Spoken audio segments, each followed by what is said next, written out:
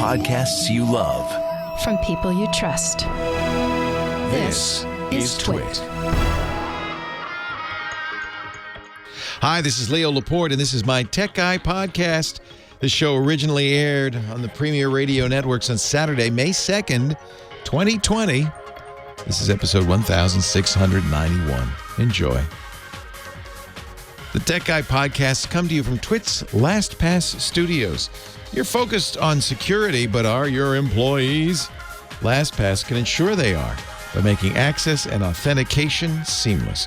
Whether they're working in the office or remotely, visit lastpass.com/twit to learn more.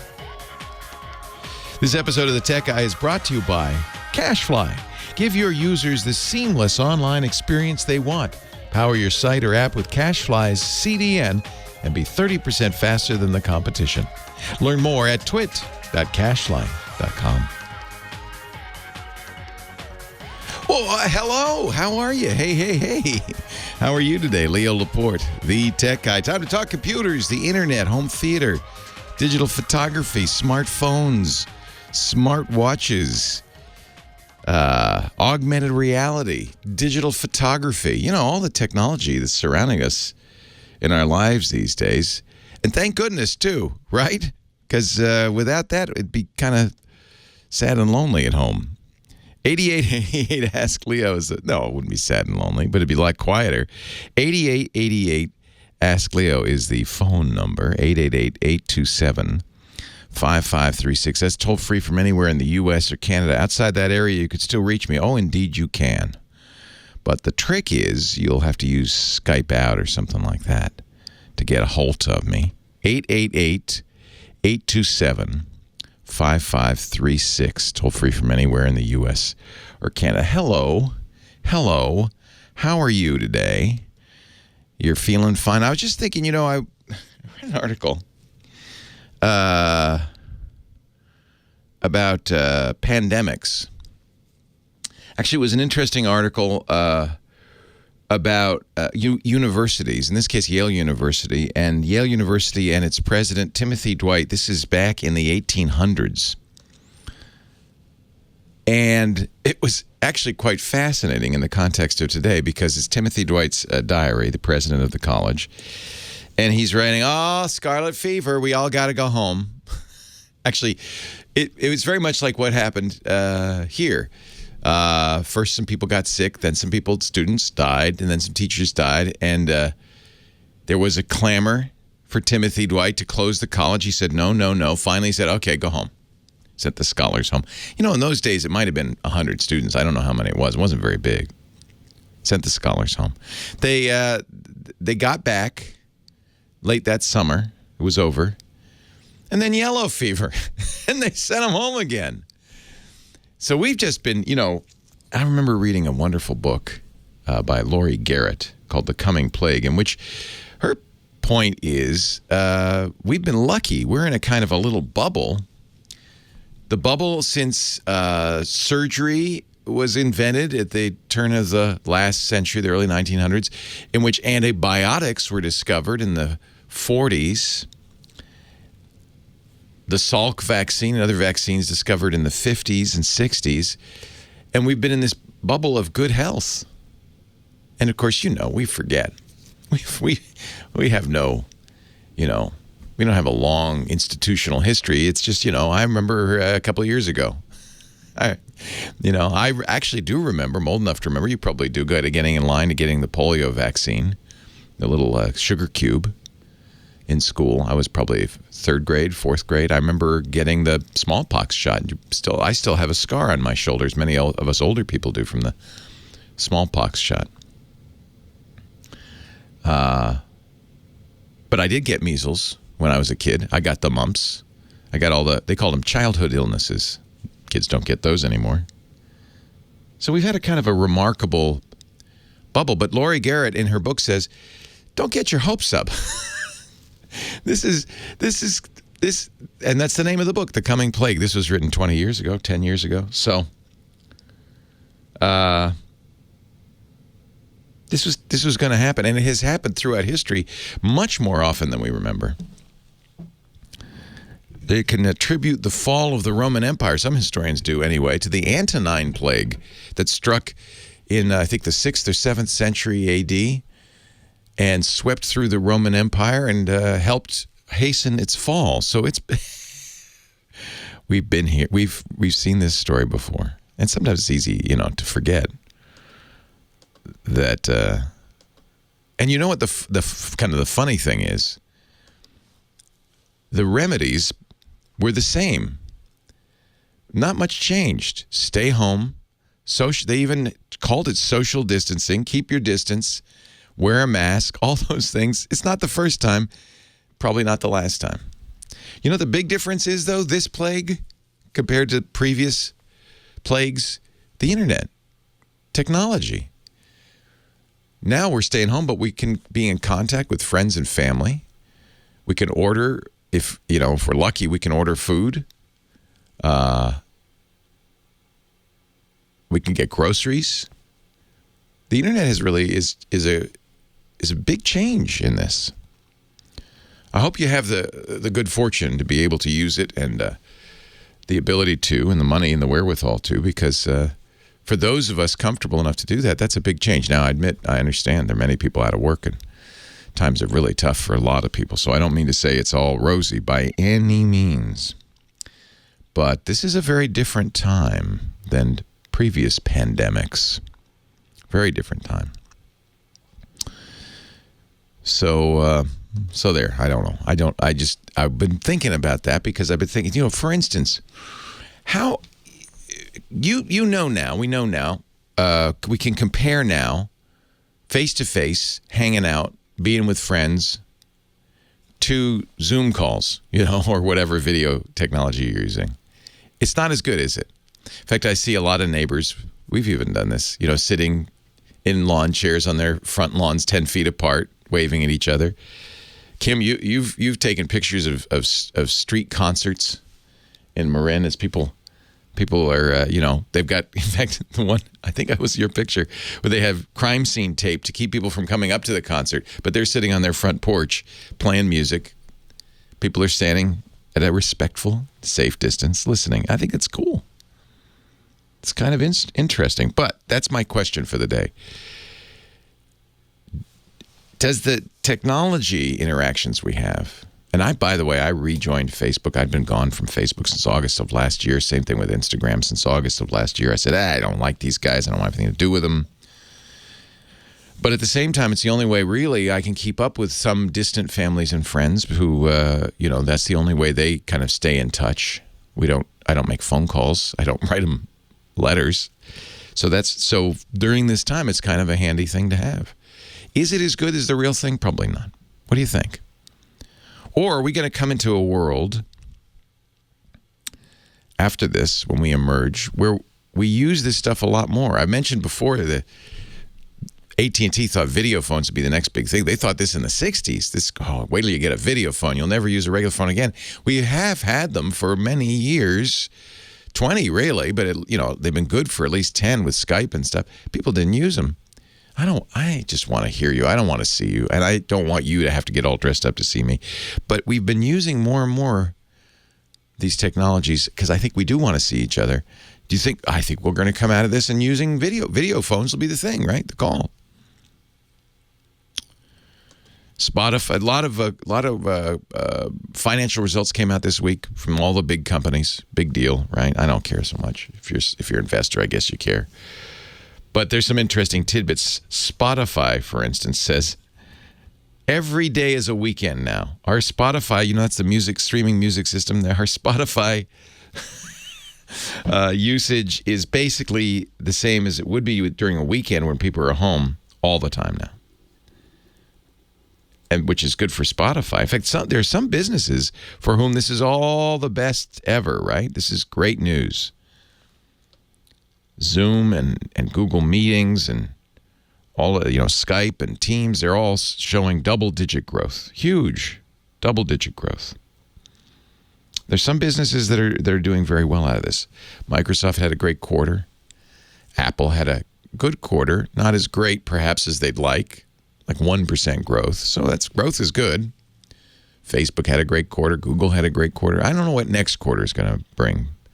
But for right now, they seem to be benefiting. Spotify now has 130 million paid subscribers. That's up a third from a year ago. $2 billion in revenue. Ad revenue went down thanks to COVID-19. Ad-supported revenue down 20%, but Spotify said, look, it's a good thing we got the subscriptions because those were up.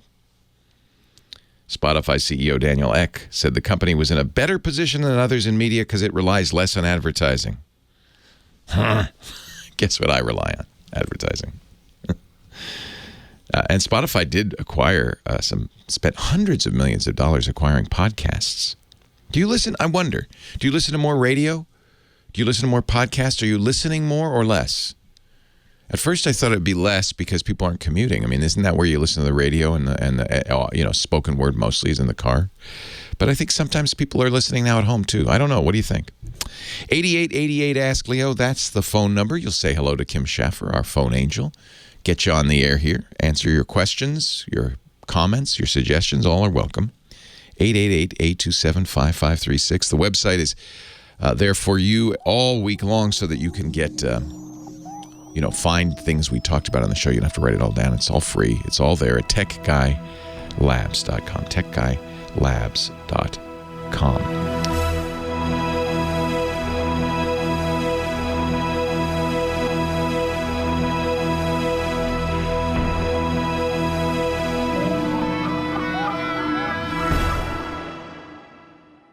It's a miracle! Ladies and gentlemen, I give you the unbreakable Kimmy Schaffer.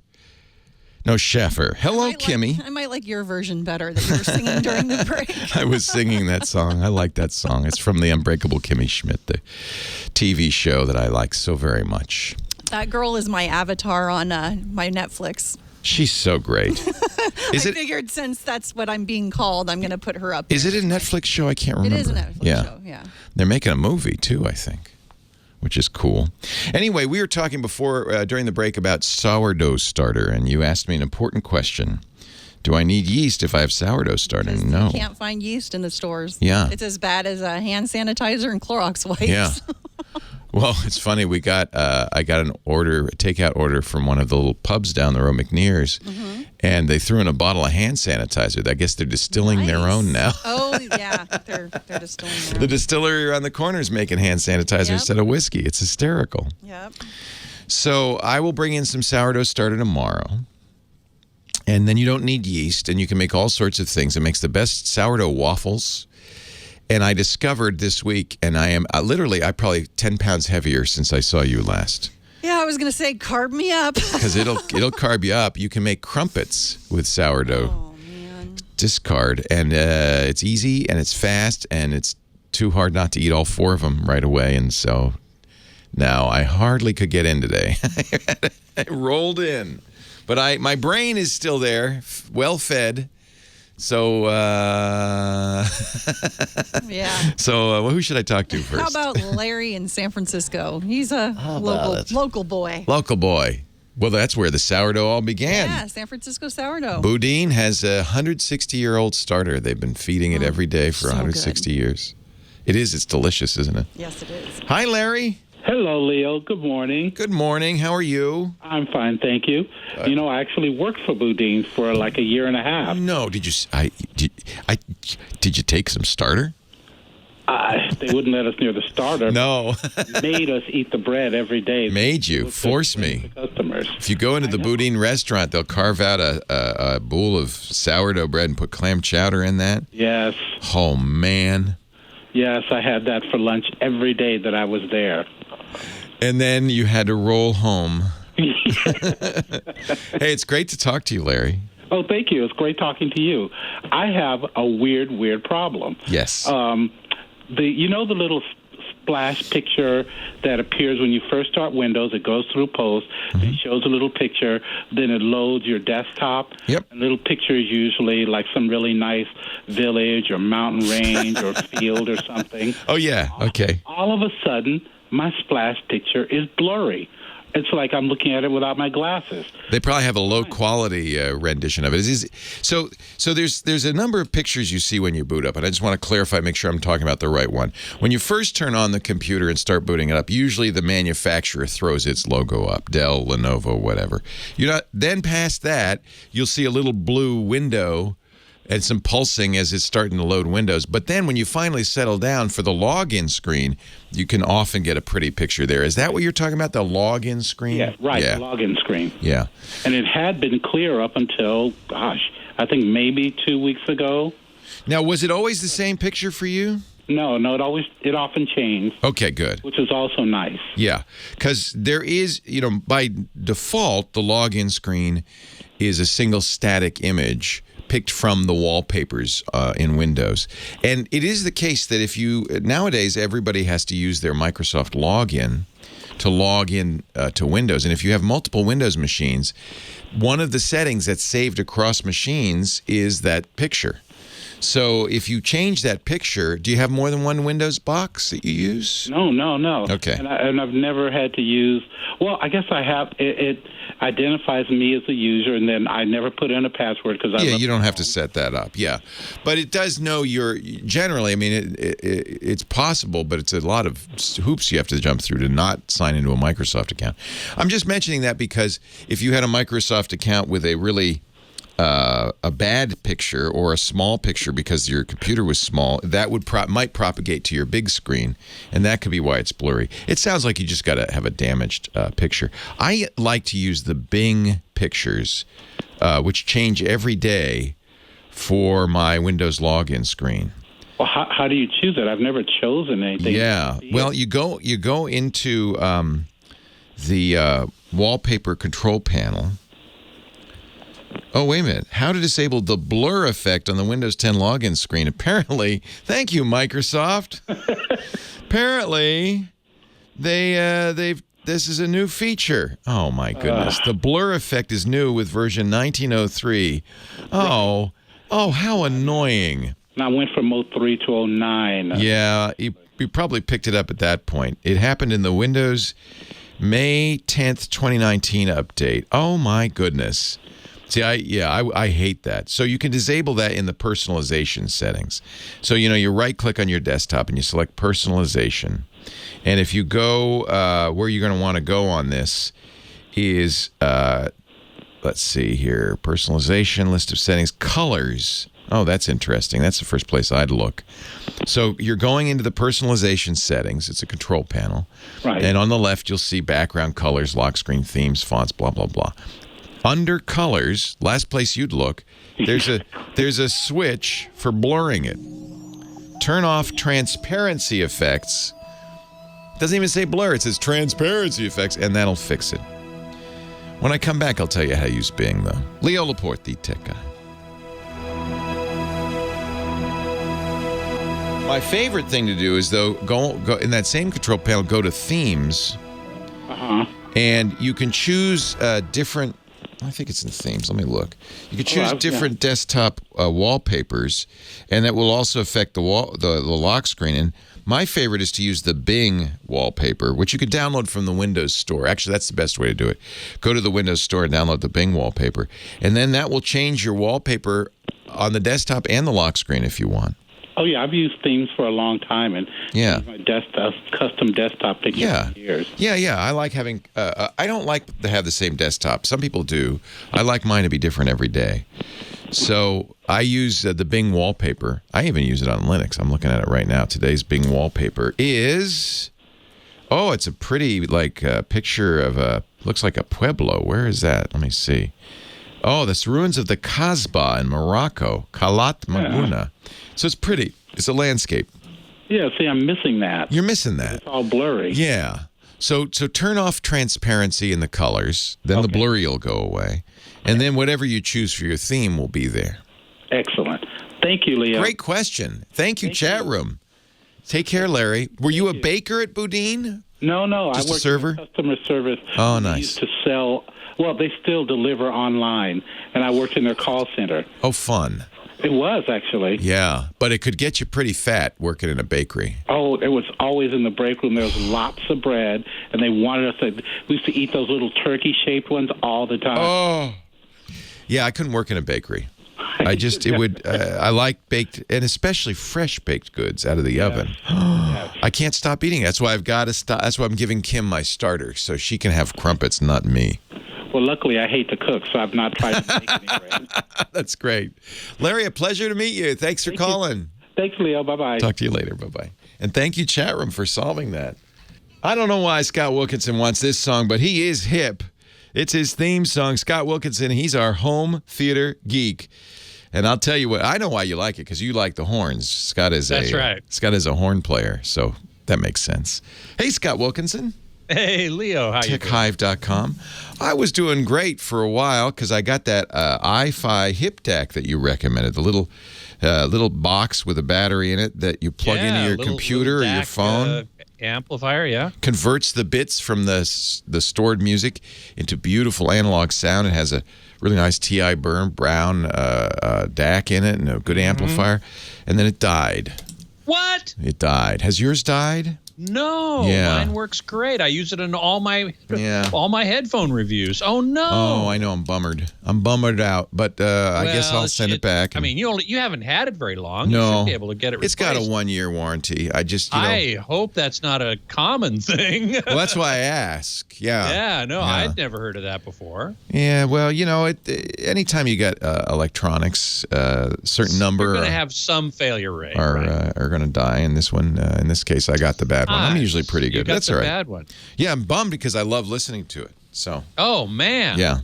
Like I said, I use it on all my headphone reviews. Oh yeah. Yeah, it sounds so good. Yeah. Just so good. Well, let me know if you need to. I have to remember who I bought it from. I can't remember. I thought you ordered it on Amazon. Maybe. Let me look. If that's possible. I don't know. But I'll have to figure out where I got it. Put you in touch with the company if you want. With the iFi guy. They're in England, aren't they? They are, but they have a U.S.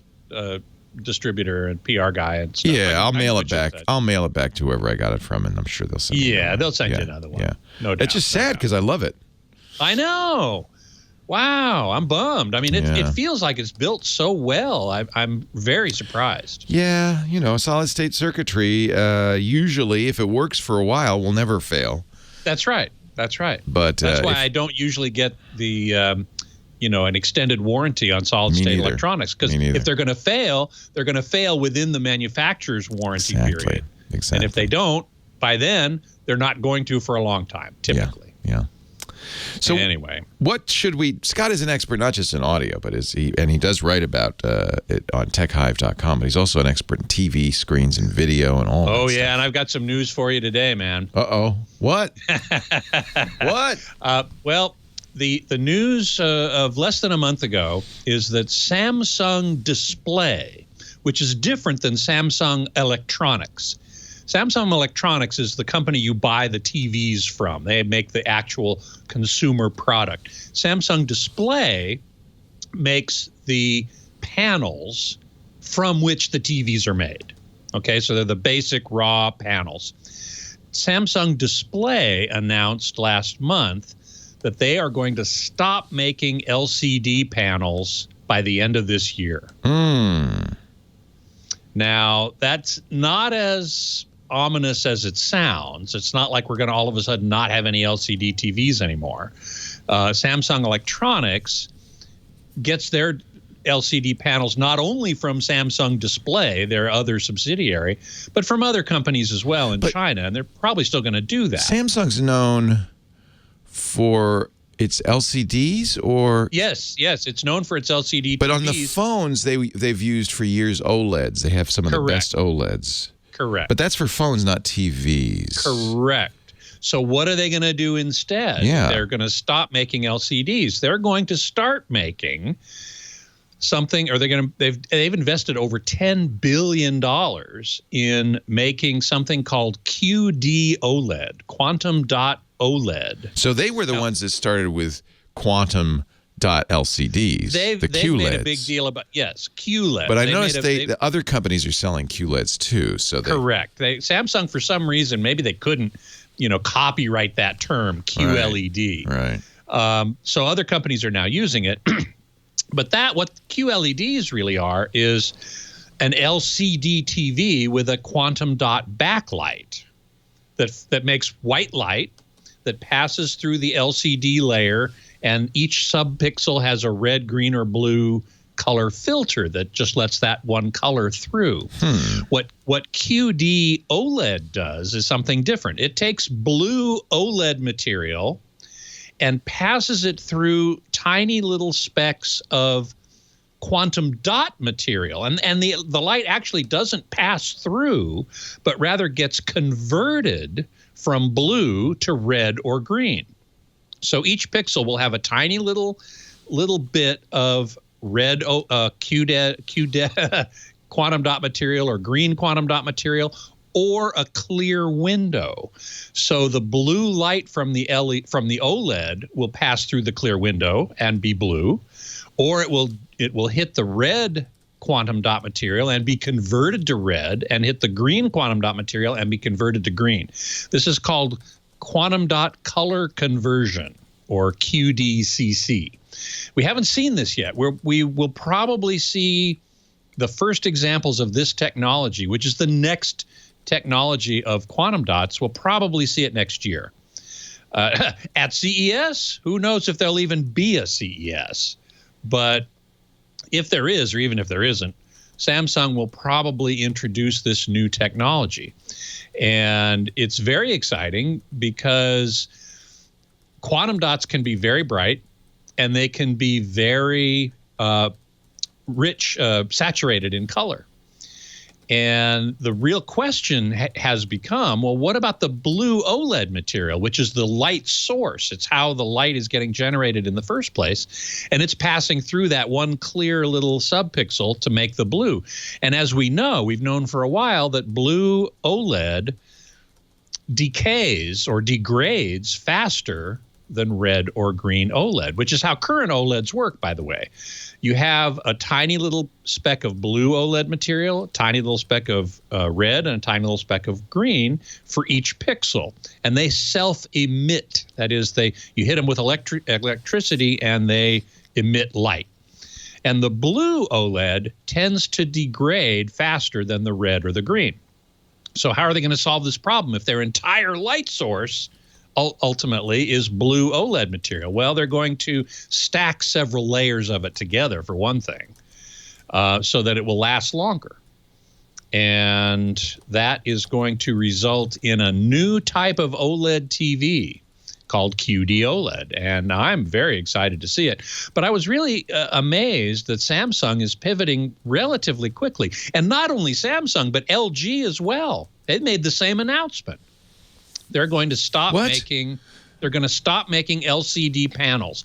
LG Display, once again, LG, I know it's confusing. These Korean companies are these Korean companies, giant, yes, yeah. They make bulldozers, washing machines, displays, everything. That's right. So and LG's known for its OLEDs, though. So I kind of would understand why LG might abandon. Does this mean really the future is OLED? Well, that's what some people are saying. Absolutely. Yeah. That's exactly what some people are saying. However, because we saw this happen before. We've read this story before with plasma. Yeah. They all made plasma and they abandoned it. Yeah. Yeah. Well, TCL has their own LCD manufacturing plant, their own version of TCL Display, and Samsung actually gets LCD panels from them. So I don't think we're going to stop seeing Samsung LCD TV. Here's the issue. The LCDs are the least expensive TVs. Correct. And so that concerns me that yes, maybe this is a way to try to keep profits up. Yes. By only offering the high-end OLEDs. Well, because, the margins in TVs are razor thin. Yeah, they don't make much money on LCDs They don't make much money on them. So these companies might be abandoning LCD to the lower-cost brands, the TCLs and the Hisense. You know what it means? It means TCL and Hisense are hurting them at the low end. That's what it means. Exactly. Scott Wilkinson, read more about it, techhive.com. Scott joins us every week to talk home theater. We'll go back to the phones and take more calls in just a second. Leo Laporte, the tech guy.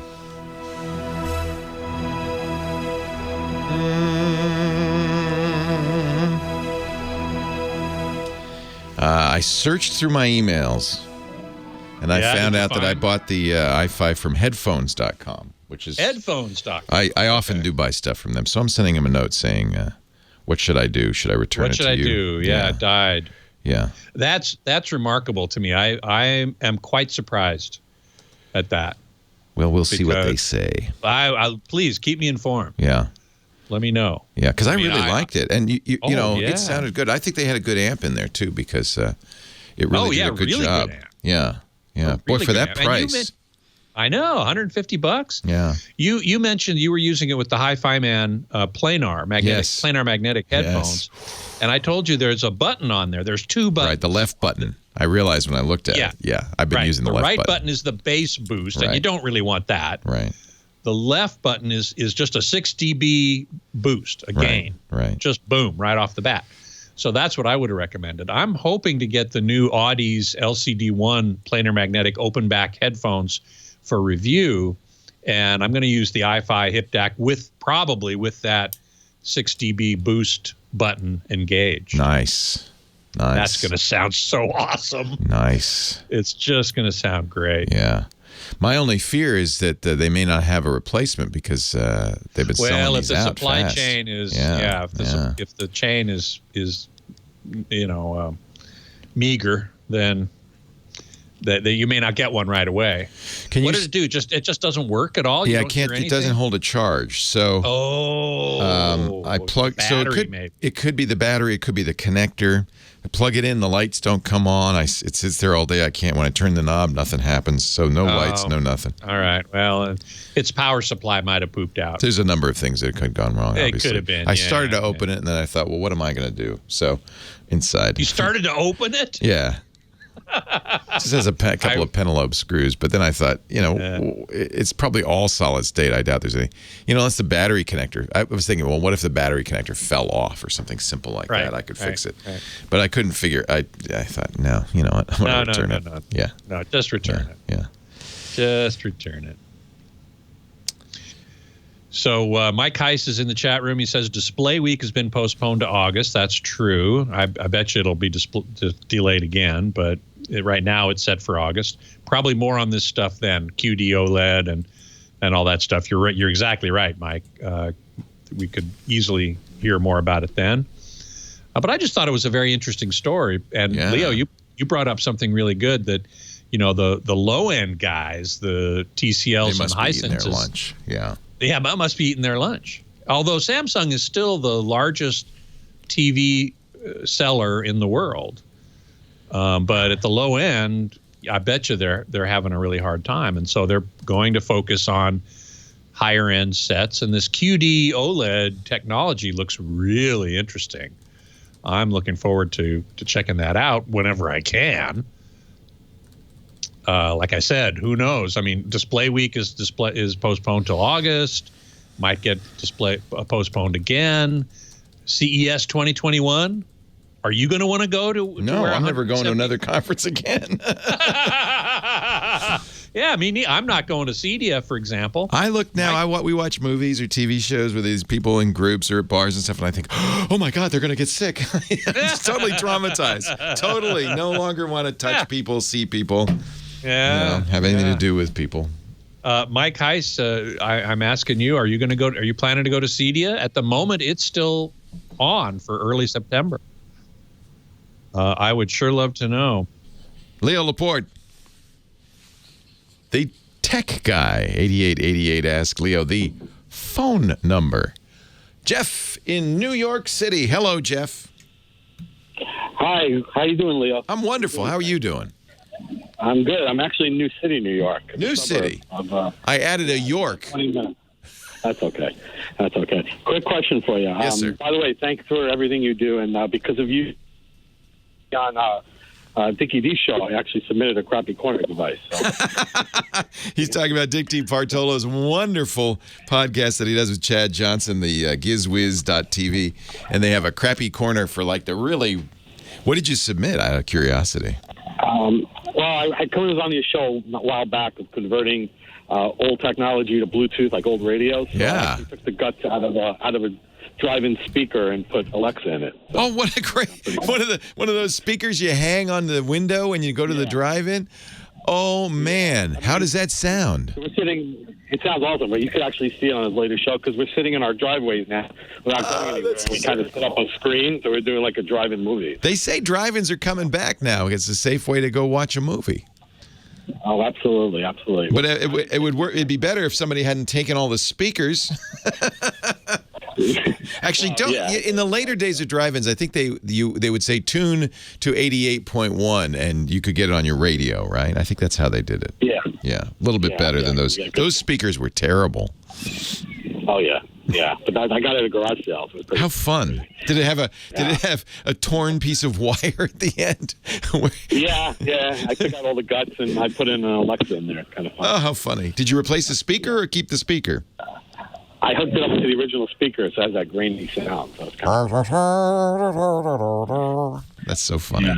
That's so funny. Yeah. So my question is, I'm glad maybe you can help me. Now we're spending a lot of time at home. We're thinking of getting an outdoor TV, and I see Sunbright is one of the brands. I don't know if you could recommend something.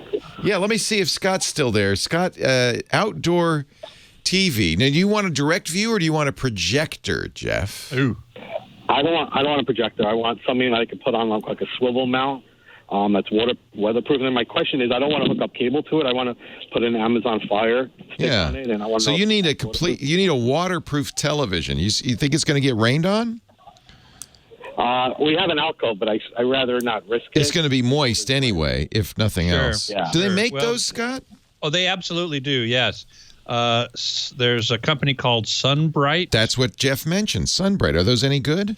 Yeah. I mean, I haven't spent a lot of time researching them, but you see them at CEDIA. We were talking about CEDIA in the last segment. You see them there, and that's one of the main companies. Mike Heiss in the chat room might have another idea of another company, but that's the one that comes to mind immediately.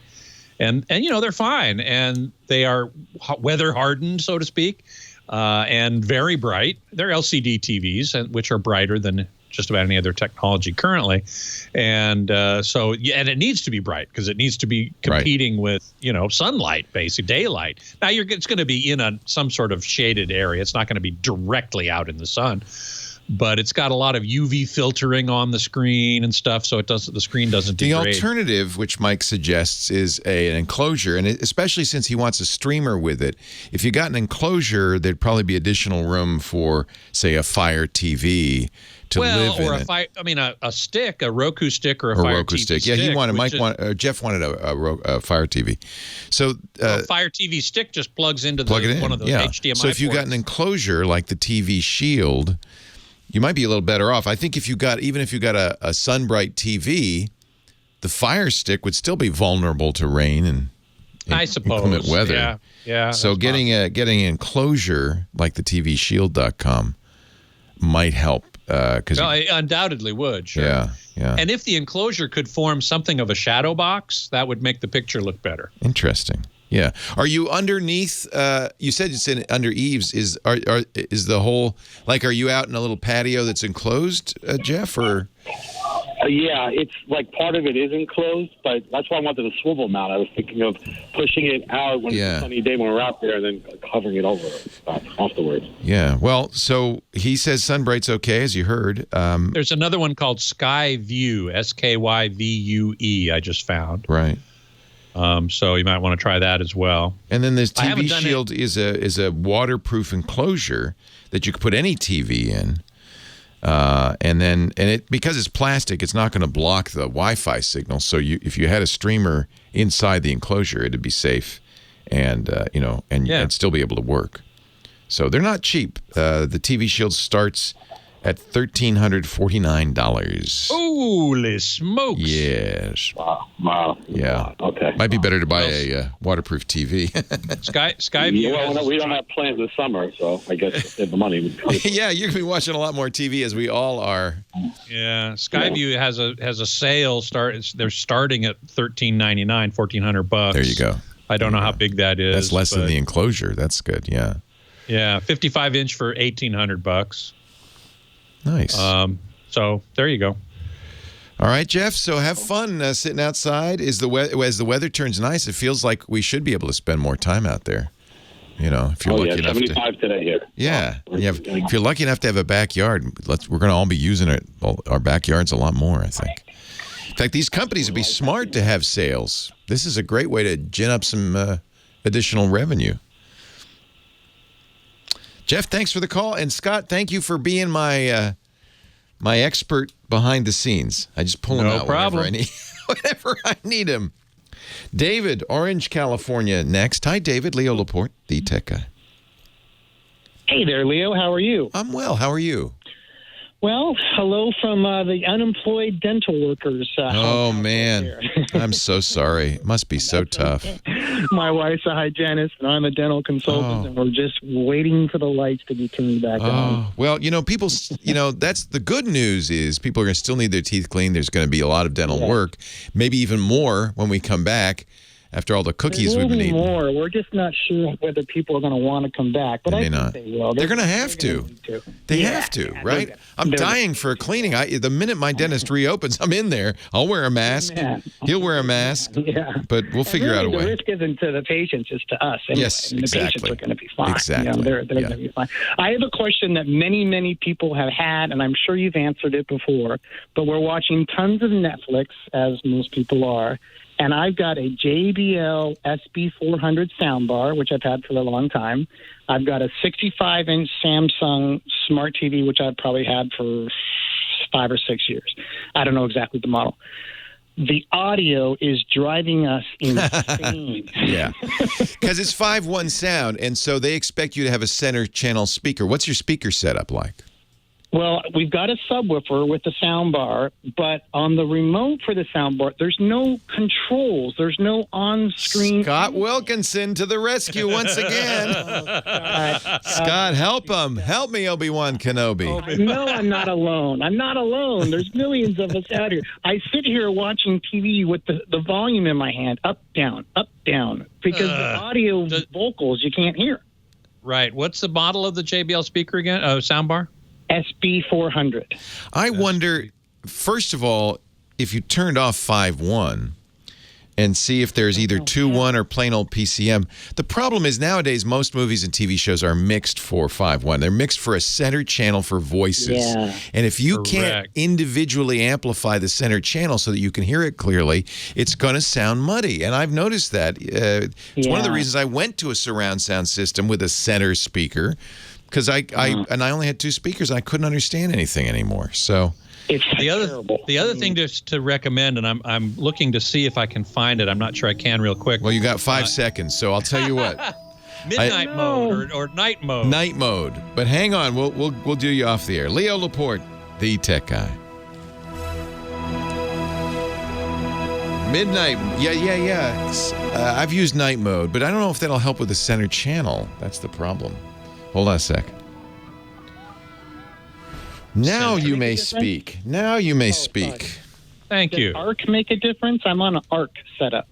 No, that should make no difference at all. Other than the fact that, as Leo says, that ARC or audio return channel, basically you're sending the audio from the TV back to the soundbar over the HDMI cable that's sending the video to the TV. Right. But is it the TV setting? Because my Samsung has a clear voice setting, but I don't know whether I need to adjust the soundbar settings or the TV audio settings. You know what I mean? I get confused. Yeah. Well, which Samsung is it? I don't know. I'm so sorry. It's been on my wall for a long time. I would say 5 years, honey. 5 or 6 years. Okay. But it was a good one. I mean, it's full smart TV. It's got all the bells and whistles. Sure. There might very well be some settings in the audio menu of the TV. So I'd go look in the audio menu of the TV and see if there's a setting for, particularly for ARC, whether it's going to send 5.1 or 2.1. There may be a setting for that. If so, choose 2, because I'm looking at the sound bar and it is a 2.1 system. It doesn't have a center channel. Some sound bars are 3.1 and they have a center channel, but this one doesn't look like it does. Okay, so it's really the limitations of the sound bar that are killing me. Looks like it to me, yeah. Just but quickly looking at that have a center channel, huh? Correct. Yeah. So maybe it's time to upgrade to one of those. This is, I mean, certainly having a dedicated center channel will help. Not a center. Yeah, a center channel, either in a soundbar or a center speaker, will help a lot. The only things I see on the TV are under sound mode: standard music, movie, clear voice, amplify. We've gone to clear voice because YouTube told me to. And then speaker settings, there's like hardly anything. TV sound output, TV speaker. TV sound output. Look at that. Okay. What does that say? TV speaker, audio out, receiver. That's it. Say it again. TV speaker, audio out, and TV speaker is what's checked. It doesn't have any ARC. No. Okay, go to might be in the picture settings, HDMI settings. Okay. I'm not sure if that's where it is, but I suspect it might be, even though it's in the picture. Yeah. There might be an HDMI submenu. Let's see here. Tint, picture options. That's not what you want. No. Okay, HDMI. No, negative. There's not an HDMI anything there. Not an HDMI. Okay, what about settings? There's probably in the main menu, there's probably a settings menu. Broadcast network system support. No, picture sound broadcasting system. Okay. Sorry, Leo, is this too boring for you guys? Accessibility, setup, menu, smart control, universal remote, voice control, notifications, device manager, time, eco, smart security, auto protect, change pin, general. Anytime HDMI/CEC, AnyNet plus HDMI. That's CEC, but look in there, see if there's anything else besides AnyNet plus. AnyNet plus has nothing to do with what we're talking about. Oh, okay. Auto turn off device search. No. Nothing. That's all has to do with power. Yeah, then I'm down. Then I'm back to the top again. Yeah, accessibility. Okay, so what are the options from the top of the system menu? System accessibility. Yeah. Setup.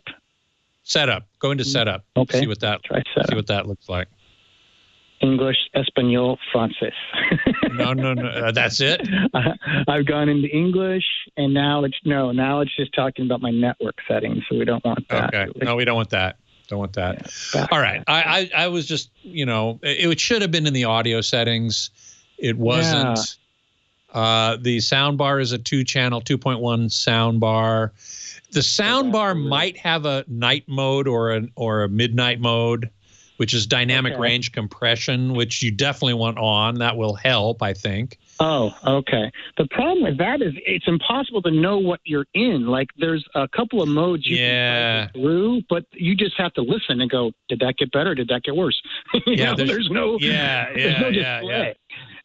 Let me see here. Yeah, it looks like there's no display. That's really unfortunate. It does have a remote with it, right? Yes, I have the remote. Yeah. But you just hit like mode, like there's no... And it gives you no feedback about which mode you're in or anything. That is correct. Man. Weird. I know, it's the weirdest thing. Okay, Owner's Manual English. Let me just quickly take a look at the Owner's Manual. We have 3 minutes left. Thank you so much. We're on break. Oh, sure, no problem. System support. Okay, so it looks like there is you can pick the source button, the surround mode button, the bass boost button, surround mode button. Let's see what that says. Turns the sound bars to surround processing on and off. Surround button indicator turns amber. Okay, so there is an indicator. Okay, is that the person in the middle with the 2 arrows? Is that what that symbol is? Well, I don't know. There's an indicator somewhere. Yes, on the sound bar. On the sound bar itself. Yeah. So the icon I have is like a person in the middle with 2 arrows, and if we hit that, We don't really know what happens. Oh, well, okay. The surround mode button has a person with two half circles around them. And if there's a similar indicator on the soundbar itself, then when that's lit, then that means the surround mode is on, and when it's off, surround mode is off. Page 7. Page 7 has a little bit more information about this. Hang on a second. Okay.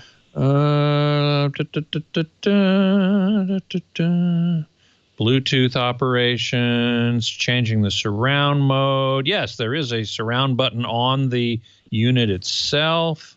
Yes, there is. And that must have a little light with it. Yes, it does, a little white light. So that should be off. We want it off. Yeah, I think so. Okay. I think it may flash for a while and then go up, but we can play with that. Then that seems play to with be that something. one. Okay. I haven't seen anything. Let me just do a quick search here for night. Night mode is not found. Midnight is not found. Dynamic, not found. Okay, so it doesn't look like it has a night mode, which is unfortunate. Okay. I just don't see. Well, it was really fun. Thanks for playing our game. I'm going to turn all over the cards. $10 to our contestant. Thank you, Scott. Thank you, Leo. Have a great day. Bye-bye. Well, hey, how are you today? Leo Laporte here, the tech guy. Time to talk tech, computers, the internet, home theater, digital photography, Zoom, Skype, Meet, Jitsi, 8888 Ask Leo. That's the phone number. All of those were video conferencing programs. There's a lot of them, aren't there? Big Blue Button. I used one I'd never used before with a client. Wanted us to use, what was it called? I can't remember. And maybe was it Big Blue Button? It was something like that. And I had to install software. And a couple of people on the conference call said, I'm just going to phone in. I'm not installing any more software.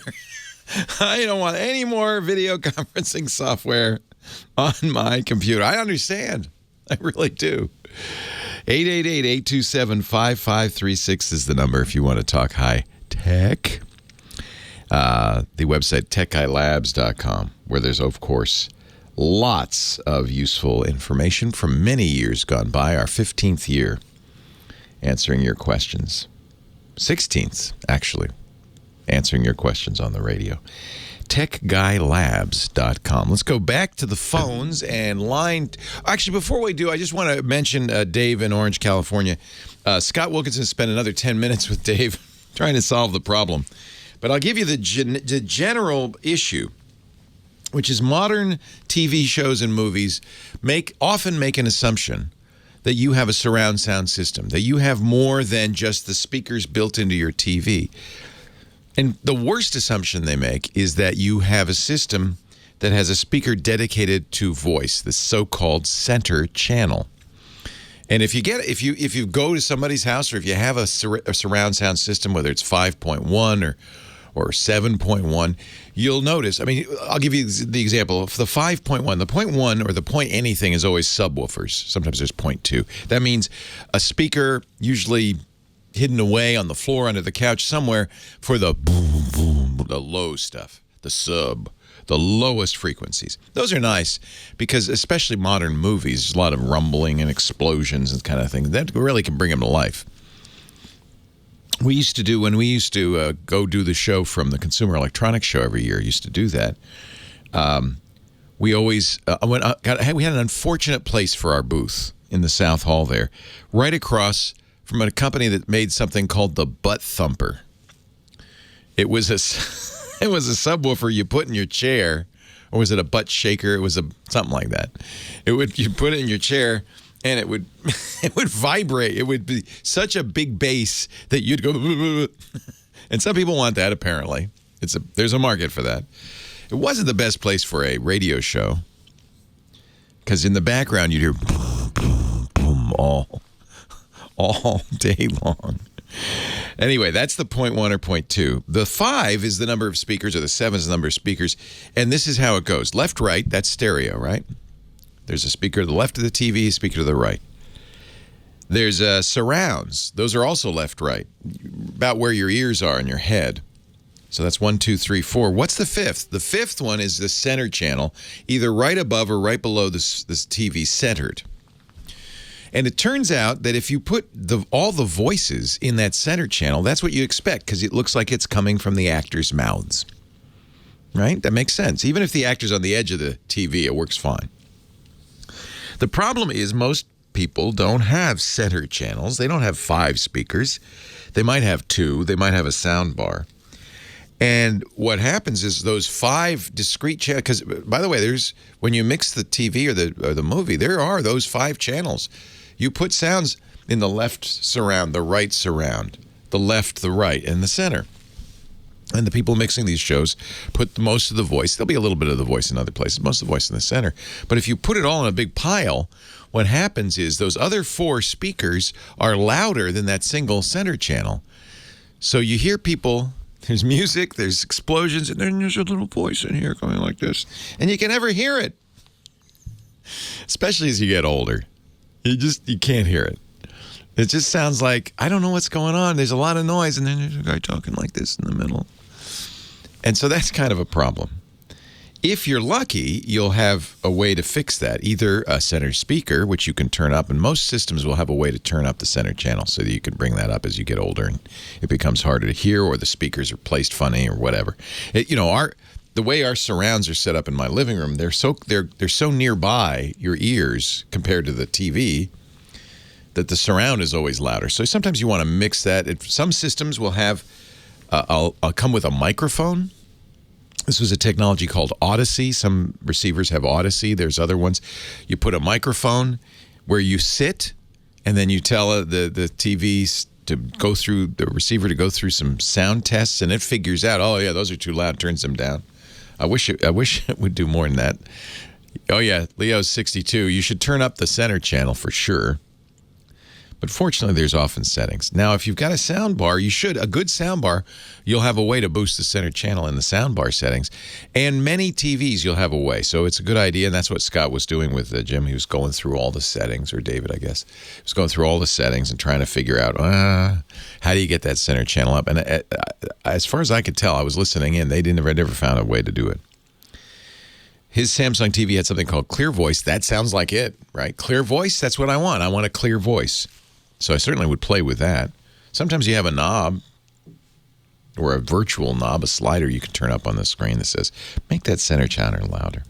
This is going to continue to be a problem because even if you're getting a DVD or a Blu-ray and you can select different audio tracks, it's very rare that you can, I know, I've never seen it, that you can say, look, just give me, I only have a sound bar, I only have a stereo, I only have TV speakers, just give me a mix with a voice louder. They just don't do it that way. They're mixing it for the theaters and home theaters and that kind of thing.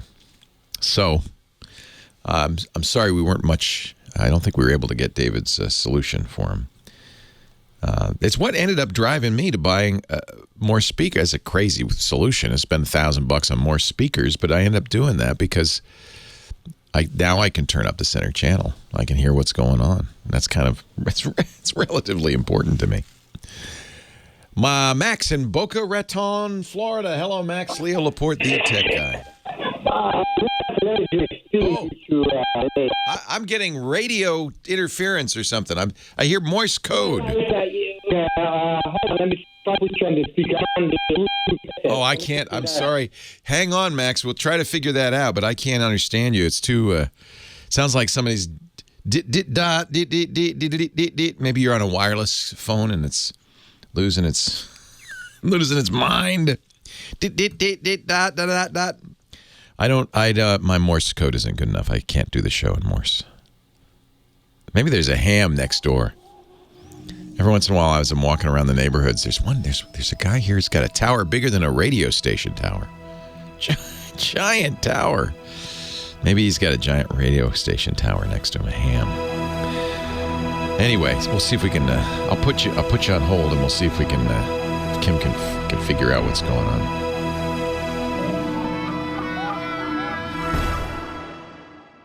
Our show today brought to you by CashFly, and I mean literally brought to you by CashFly. CashFly is our CDN, our content delivery network.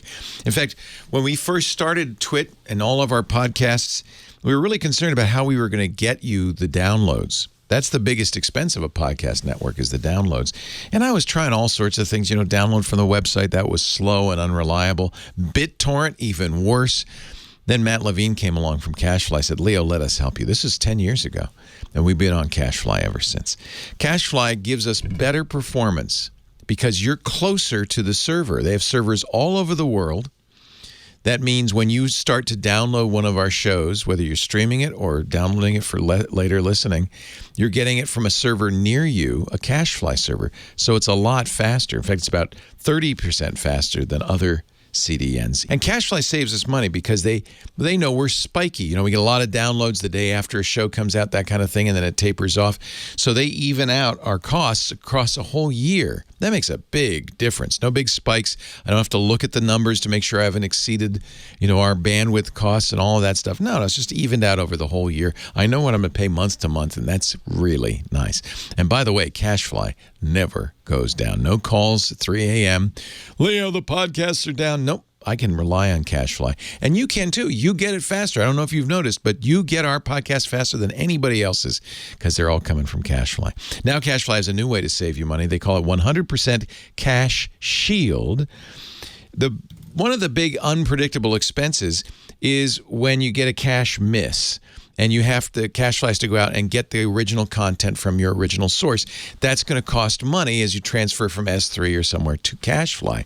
They can eliminate that by storing your content locally with 100% Cache Shield. With this new feature, you benefit in a drastic reduction of data transfer fees with AWS's S3 and other cloud storage origins because your cache hit ratio is suddenly 100%. And your customers love it because there's no buffering. There's no delay. There's no wait. Games download faster. Movies play instantly. Podcasts download immediately. And you never get cache items evicted for large one-off requests costing you a fortune in data transfer out fees because you've got 100% Cache Shield. With 100% Cache Shield and CashFly's guaranteed availability, it's a no-brainer. It's a next-generation content delivery solution for you, your content today and tomorrow. Check it out, CashFly and the 100% Cache Shield. You can go right now to twit.cashfly.com. Get a free look at your bandwidth usage at your current costs, and they can show you how you could save 20% or more by going to CashFly and have better downloads, faster downloads, and less worry. CashFly's awesome. We deliver petabytes, P-E-T-A, petabytes of content every month through CashFly servers. I wish it were petabytes a day. I know I could afford it because we use CashFly. Twit.cashfly.com. Get a look at your CDN bill, your data usage costs, and I think you'll see how much you can save. We love CashFly. Thank you, Matt. Thank you, CashFly. Twit.cashfly.com. Leo Laporte, the tech guy. Great tip from Droplets in our chat room. I should mention this every few weeks. Over the last couple of years, channels have been moving. Have you noticed that? Your local channels are changing frequencies. Usually they'll warn you and they'll say, please, please. But just a tip, if you're missing a channel on your TV, if you get over-the-air television and you're missing a channel, hit rescan on your TV. Remember when you first got the TV, you scanned to find all the channels you could get?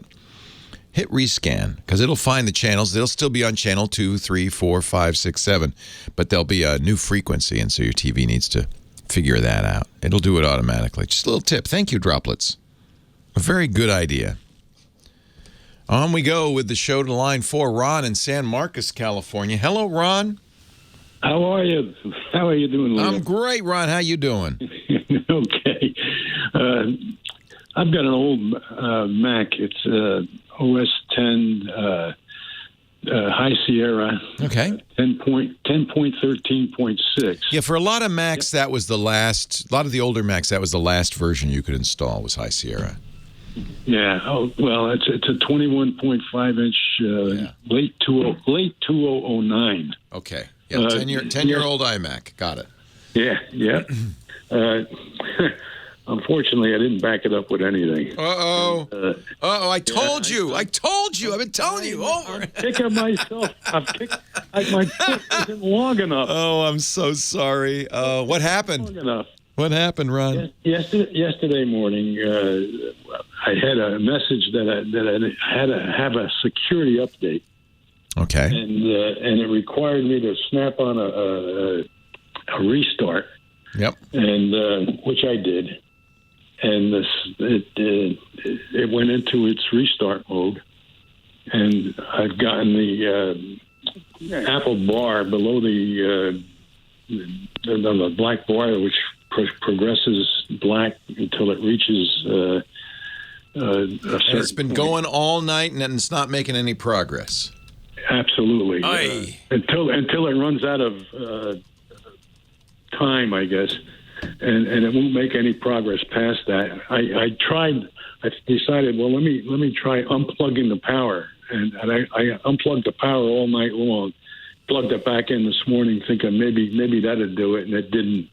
It didn't do a thing. Certainly a backup would be reassuring at this point, but it may not be that it could be so many different things. It could be, and in fact it probably is, given the timing, something to do with that update.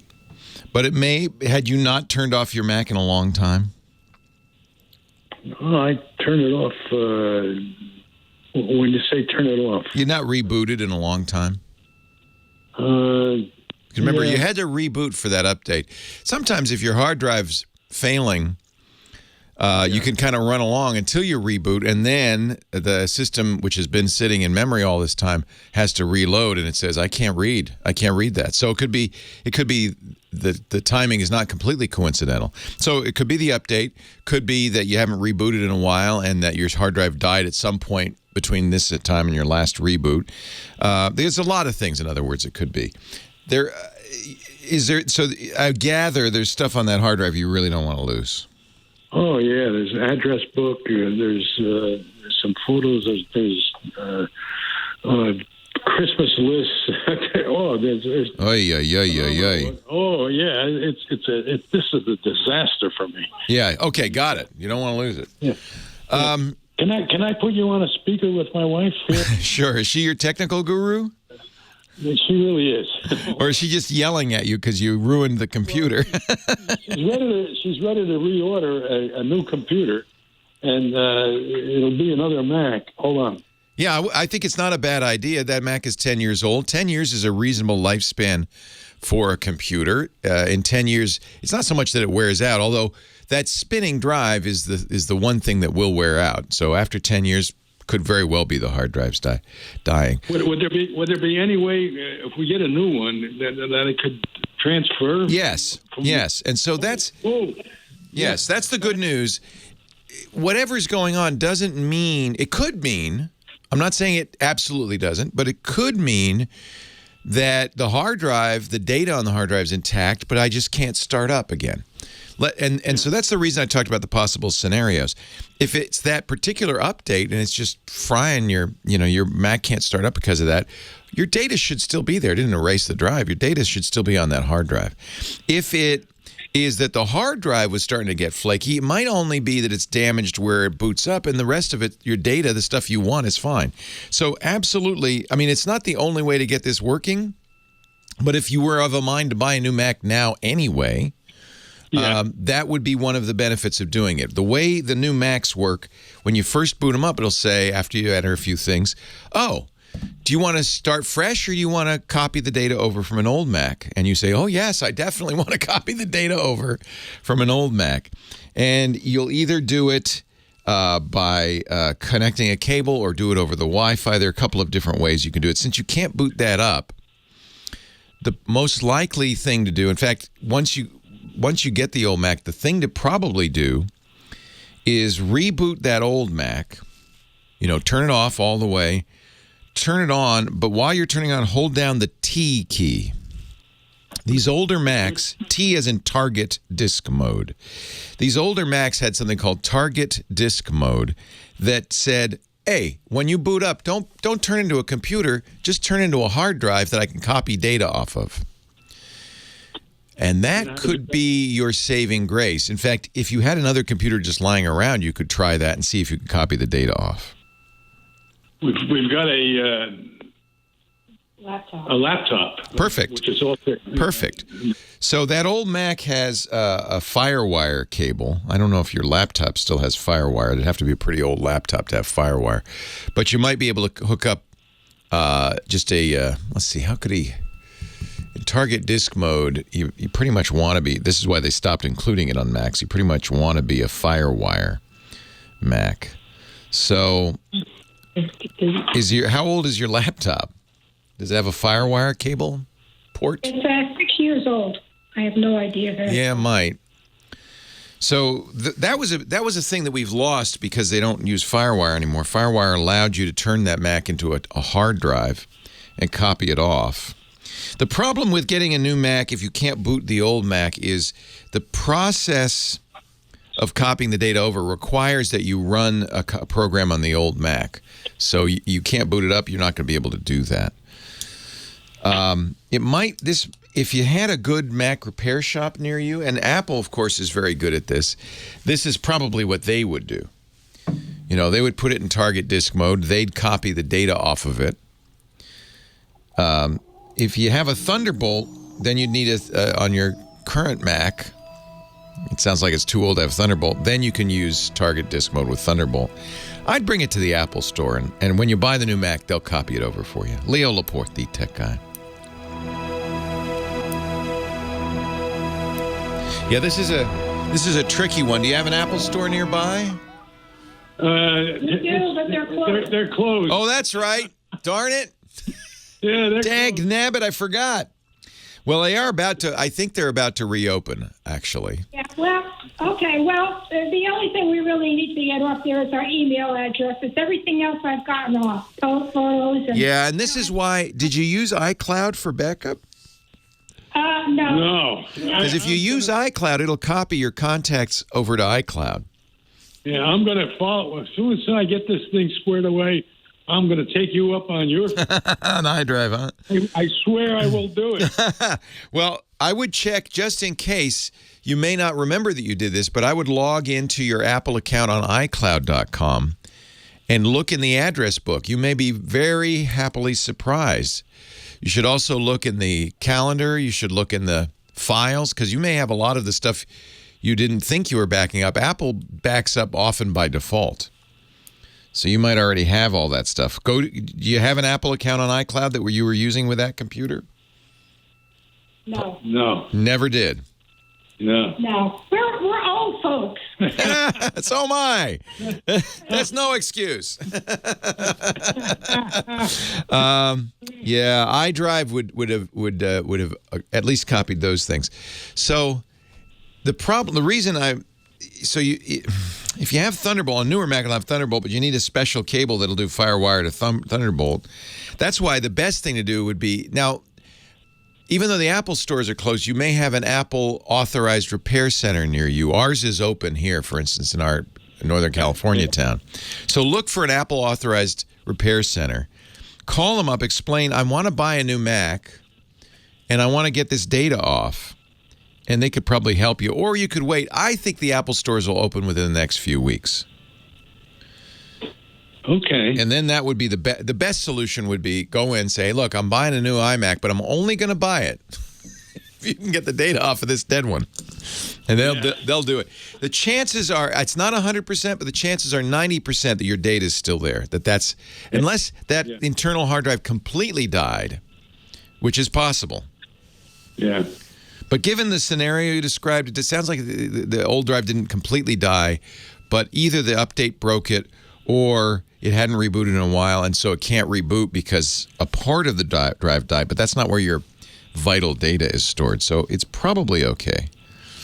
There are ways to get that stuff back. I don't want to do anything too dangerous. Yeah. Because that data, you treat that old Mac as like that's gold because that's got your most important stuff on it. But I think without any difficulty, you're going to be able to get the data off that drive. It's just going to take somebody who has some equipment. That's why I said the Apple store, but obviously that's out. So look for an Apple reseller. an Apple authorized repair guy, and call him up and describe it, and I think he'll be able to do it. He'll put it in target disk mode, copy the data off, and you'll be good to go. Good. Well, thank you, Leo. You're welcome. My pleasure. Take care. Thanks. Stay safe. He's been everywhere, man. He's Johnny Jet, who's not going anywhere because a traveling guy's been grounded. JohnnyJet.com is his website. He has great newsletters there, lots of information, and he joins us every week to talk about how much we miss travel. Yesterday, Johnny and I spent an hour together having a great time. He gave me his 39 questions. This is your new YouTube channel, right? It is 39 travel questions with Johnny Jet. I had so much fun because, of course, we're all grounded right now. But it was fun to relive some of my favorite travel escapades, including my most embarrassing moment. And your travel tips and how many countries you've been to. I mean, you've been to 54 countries. How does that rank among all the other travel gurus you've interviewed? Well, I've interviewed one of my buddies. He's been to every country in the world. That's 193. Yikes. That's not easy these days. No. In fact, there's a guy who is trying to do it. He's been doing it for a couple of years. He's stranded. I think he's in Iceland or somewhere. Yeah, I just read an article about him. He's trying to get to every country. But the reason I knew 54 countries is because I have a little keychain where I have every time I visit a country, I add a ring to the keychain. So I counted my rings like a tree, like an old tree. So that's on Johnny's YouTube channel, which is youtube.com/Johnny Jet. Oh, well, that's easy. JOHNNYJET 1T. I'm not related to Joan. Yeah, she has 2 T's. You only have one. So, by the way, a couple things. One of your readers or listeners emailed me, said I don't talk about car rentals. And I said I promised I would talk about it this segment. So, real quick, the reason why I don't really talk about it, getting a refund for car rentals is because most car rentals purchases are fully refundable. I mean, you don't even have to call some of them. You just don't even have to show up. But if you make the mistake, which she did a prepay, and I've done that myself once. Once you do it once, you realize don't do prepay. You only save a few dollars. Right. I did it once for Florida because I was like, I'm definitely going. But the problem was on my flight down to Florida, my license fell out of my pocket because I was in a hurry and I didn't put it back in my wallet. Oh, no. And if you don't have a license, you cannot rent a car. So I ended up having to take public transportation or whatever I took. But I had to fight with Avis about getting my money back. And this is what she did too. And she just emailed me just before the show saying that she did get a refund as a goodwill gesture. But my advice is do not do prepay for anything right now because everything's so up in the air, especially car rentals. It's not a lot of money. You're not saving a lot of money. And things happen like losing your license or dropping it, not a DUI or anything, which some people think when I say that. So that's my tip about car rentals and getting your money back. The car rentals have been, good about it for the most part. But the big travel news this week is that all the airlines, almost all major U.S. airlines are now requiring you to wear a mask starting next week. Some are starting on Monday. Some are starting the following week. So bring a mask. If you don't have one, they will give you one. Most airlines will give you one. I think they're still trying to figure it out. Or a face covering, not just a mask. My son wants to get one of those. What are the skier? You're a skier. What are they? It's like a collar you wear around your neck, and then you could pull it up to protect your face.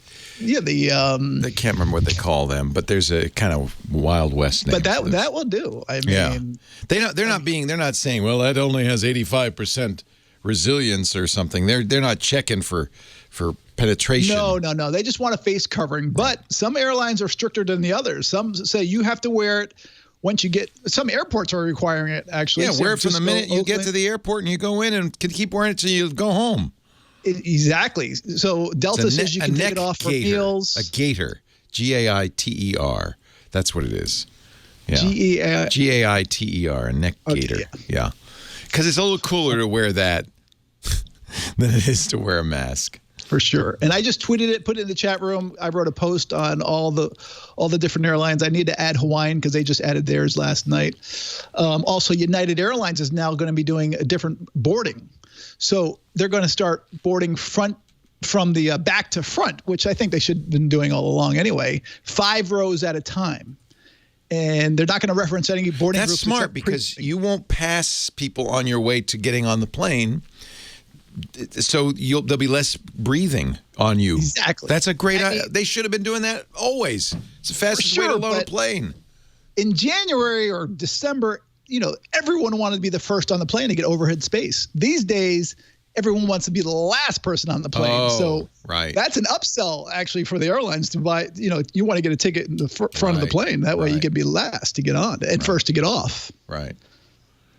But keep that in mind. I mean, times are definitely changing. I heard some good news that air travel is back up now to the 1956 levels.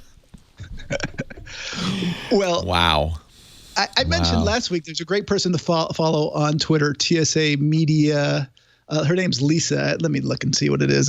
I'll put it. I'll tweet it out. Put it in the chat room. But anyway, every day she gives the numbers of who goes through the checkpoint. And on Wednesday, the last time I looked was Thursday, and Wednesday was 119,000, which was up by 20,000 from the week earlier, from the week previous week. It's TSA Media _ Lisa F. Yes. That is a very TSA handle. Okay. It's like, hello. You could do something a little shorter. That would be helpful. 171,563 people came through TSA checkpoints nationwide on May Day yesterday. Wow, that's huge because it was 119. Week before that was 98. And actually, I think it was 4 or 5 days under 100,000. So it is definitely coming back, although keep in mind that normal, the exact same year earlier on the same day, was 2.5 million. Yeah. But is it safe to fly, Johnny? Is it safe? No, it's definitely not safe to fly. And I know, but I think it's getting safer with these precautions. Although I would not get on a plane, and you know me. Unless you have to. And you want to go home. You want to go visit Dad. You really want to go visit Dad. I know you do. That's the first place I want to go, but I also don't want to be quarantined for 14 days. And most places will require that. So you just can't jump on a plane and go somewhere because there are a lot of rules. Make sure you do your research in advance. Are they patting you down? Is the TSA still? I guess they are, right? Yeah, of course. And you do have to lower your mask at the TSA. They'll most likely ask you to quickly lower it to see who you are, to make sure it's you. Also, in Hong Kong, they just came out this week. I sent you an email, by the way. They're going to have this. They have this new thing where you walk into a box, almost like and that's cuckoo. They spray you. They spray you down. They're not even shutting their eyes. The people in the box. What are they spraying you with? Bug spray? Some kind of disinfectant. Lysol? I have no idea. Holy moly. They're just trying to show that they're doing their part. They're also spraying everything down, the tram, the planes, and most airlines these days. Actually, I think every airline is spraying them down at night for sure. A lot of them are cleaning them between flights, but bring wipes as well. And TSA has actually changed the rules. You're allowed to bring more than 3 ounces of hand sanitizer. I think you're allowed to bring up to 12 ounces of hand sanitizer. Oh man, as I told you and by the way, that's on Johnny's YouTube channel, youtube.com/JohnnyJet. As I told you on that, I really love to travel and I miss travel, but I also would like to be back to travel. So I'll be waiting, and someday I sent my wonderful travel agent, Jane Zugsmith at Travel Store, I sent her a note saying, hey, we're not going to stop traveling, because I had canceled all my travel with her. I said, but I'll see you in a couple of years. And she said, oh, that's cute. Well, we can talk about this next week. Might be a little while before we go. About travel agents over OTAs. Like online travel agencies are just getting trashed because, you can't get a refund from them. So hard. It's so hard right now. It's so tough. Yeah. Stay safe, Johnny. Enjoy Naked Gardening Day. And, and we'll talk to you next week. Leo Laporte, the tech guy. Leo Laporte, the tech guy. 88. Ask Leo. Fortunately, my physician is on the line, and I could be sedated if I needed to. Dr. Mom. She's only my radio physician, my chat room physician. Hi, Lil. Hey, Leo. How's everything going up there? It's great. And how are you in San Diego? She was in Long Island. You've relocated to San Diego. Are you glad, or is it a little harder than it would be if you were back in Long Island? I'm actually glad we're here because my entire family is here. Yeah, that's so nice. It's a little bit it's a little bit closer to everybody. Bit of warning for everybody considering what day this is. Make sure to wear sunblock in all the places you don't normally think about. You haven't been naked gardening all winter, so you got to consider, make sure, you cover your unprotected regions in sunblock. Reason I'm calling today is it's actually for my daughter. She's the head of her physics department at San Diego Unified School District, her high school. Yeah, nice. And obviously they went to remote learning. Although they've been handing out computers, that they have tablets and such, a lot of these kids are having to do the lessons on their iPhones. In other words, download the lessons, Yeah. It's better than nothing at this point. Yeah. But a lot of the lessons they use require Flash. Oh, no. Oh, no. Yes. I found two browsers, the Puffin browser and I think the Proton browser. Right. But both of them are free for like one use, and then you've got to start paying for it. And these kids don't have the money to even spend $5 a piece. Most of their parents aren't working right now. The school can't afford it. Are there any other options for anything they can do to run Flash? Eesh. Not without, you can jailbreak your phone, but I'm not going to tell them to do that. That's a terrible idea. Steve Jobs very famously wrote an open letter right on the front page at apple.com with all the reasons he didn't want to have Flash on iOS. And they were all good reasons. It's kind of sad, but unfortunately, a lot of schools and other places where they don't have unlimited funds can't take all of the materials that they did in Flash on the website years ago and redo them. Flash is dead in most commercial settings, but I'm not surprised at all to hear that the San Diego Unified School District still has Flash content. Well, this isn't even the San Diego district. It's like, as I said, she teaches physics. Smithsonian has lessons available for the teachers, like build a roller coaster, and then they can start figuring out accelerations and such, and do the physics problems. But they're all running Flash. They're not running HTML5. Yikes. And these kids are getting stuck.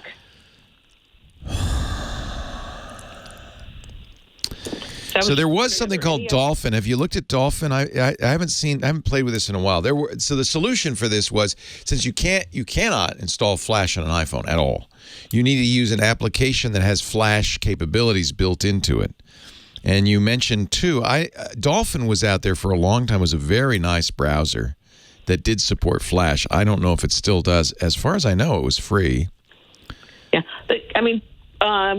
Puffin used to have a free trial. Yeah. But they got rid of that version of it, and to even use it at all, you have to pay the $5. Proton is 1 or 2 uses. That's terrible. And then they've got to pay for it. And I actually got a hold of people at Puffin and said, do you have like a cheap rate for a school? And their suggestion was terrible. They said, well, let one person sign on, pay for it, and give everybody else their Apple ID. Oh, no. Download it. That was their suggestion. Which is no good. Well, it's nice that they're open to that anyway, because they're telling you essentially to pirate it for everybody. You don't really want to communicate that to kids. Dolphin is still available on iOS. Dolphin, not Puffin, but Dolphin. Right. I don't know if it still has Flash built in. I'm scrolling through it just to see. And let me see what the cost is on that, because it looks like they have in-app purchases, but I don't know if they'll let you use it for a while. This is very frustrating, and of course it'd be easy. there's no real way to fix this. Getting rid of Flash would be massive undertaking. That's why they haven't done it so far. I mean, the first thing I asked her was, "Is there an HTML5 version of these?" programs out there? Just tell the kids to go to that. Right, but of course not. Nope, of course not. If they're using courseware on YouTube, then, YouTube abandoned Flash a long time ago, and so that would have been automatically converted. I don't know where their content's coming from. Yeah, no, like I said, the one program that she was using was from the Smithsonian archives, which they're letting the kids use, and it's like, okay, put the cars together, put the neat. The roller coaster, yeah. So the kids can do the problems.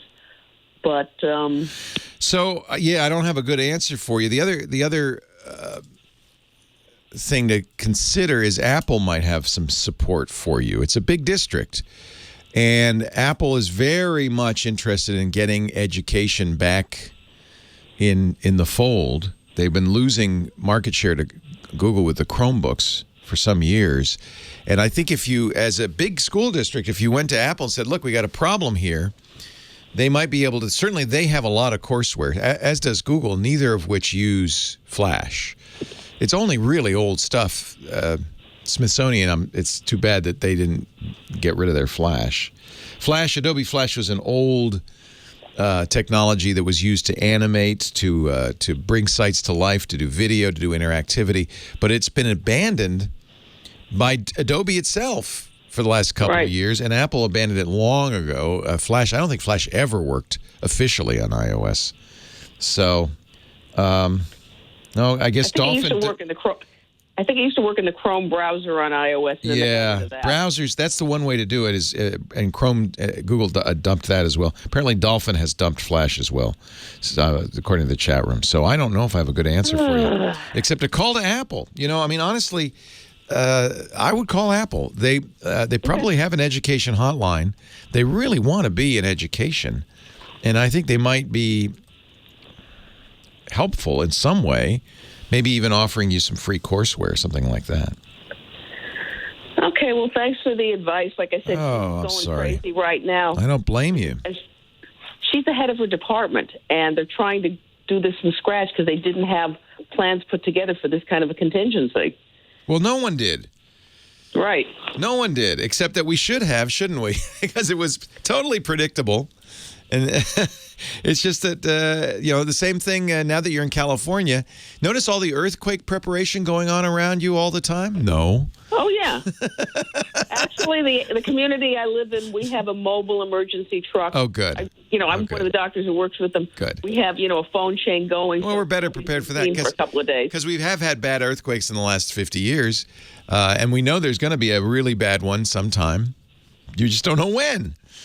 And, it's kind of pandemics are kind of like that. Everything good for you, Dr. Mom? I want to thank you. Dr. Mom hooked me up with her sister at Sewing Arts in Santa Monica, and I bought a sewing machine, which I love, little inexpensive sewing machine, a ton of quilting fabric from her. I love the patterns. I have my mask today is a batik that it actually was the first mask I sewed, with a beautiful batik pattern from Sewing Arts. So thank your sister for me. She's been... Will do. Like I said, the only other problem we have now is my poor son was supposed to graduate IU next week. Oh, I feel bad for all the graduates. What a loss. Is he bummed? Extremely. They're trying to do something later in the year because this would have been the 200th graduation of IU. So it was going to be a special, not just that he was graduating, but, it was a special graduation for the college. So they're trying to do something later. I'm sorry. That really does stink.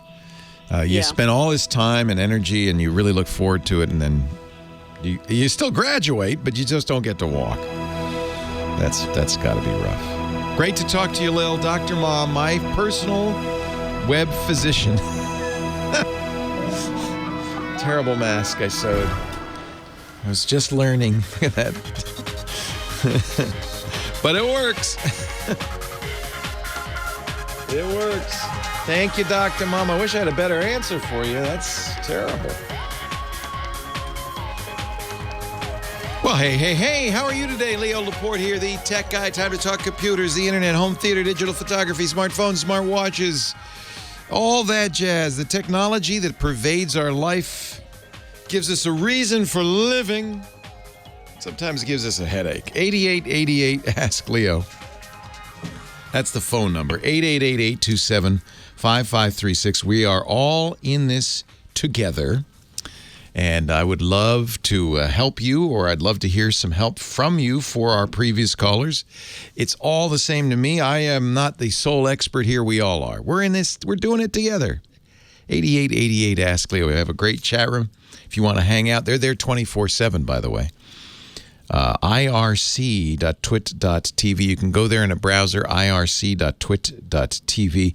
But if you have an IRC client, you can go there. And some fun people. It's family friendly. It's moderated, and it's really I think a useful tool right now, as we're all a little bit lonely, we can go in there and chat with friends, mostly about techie things.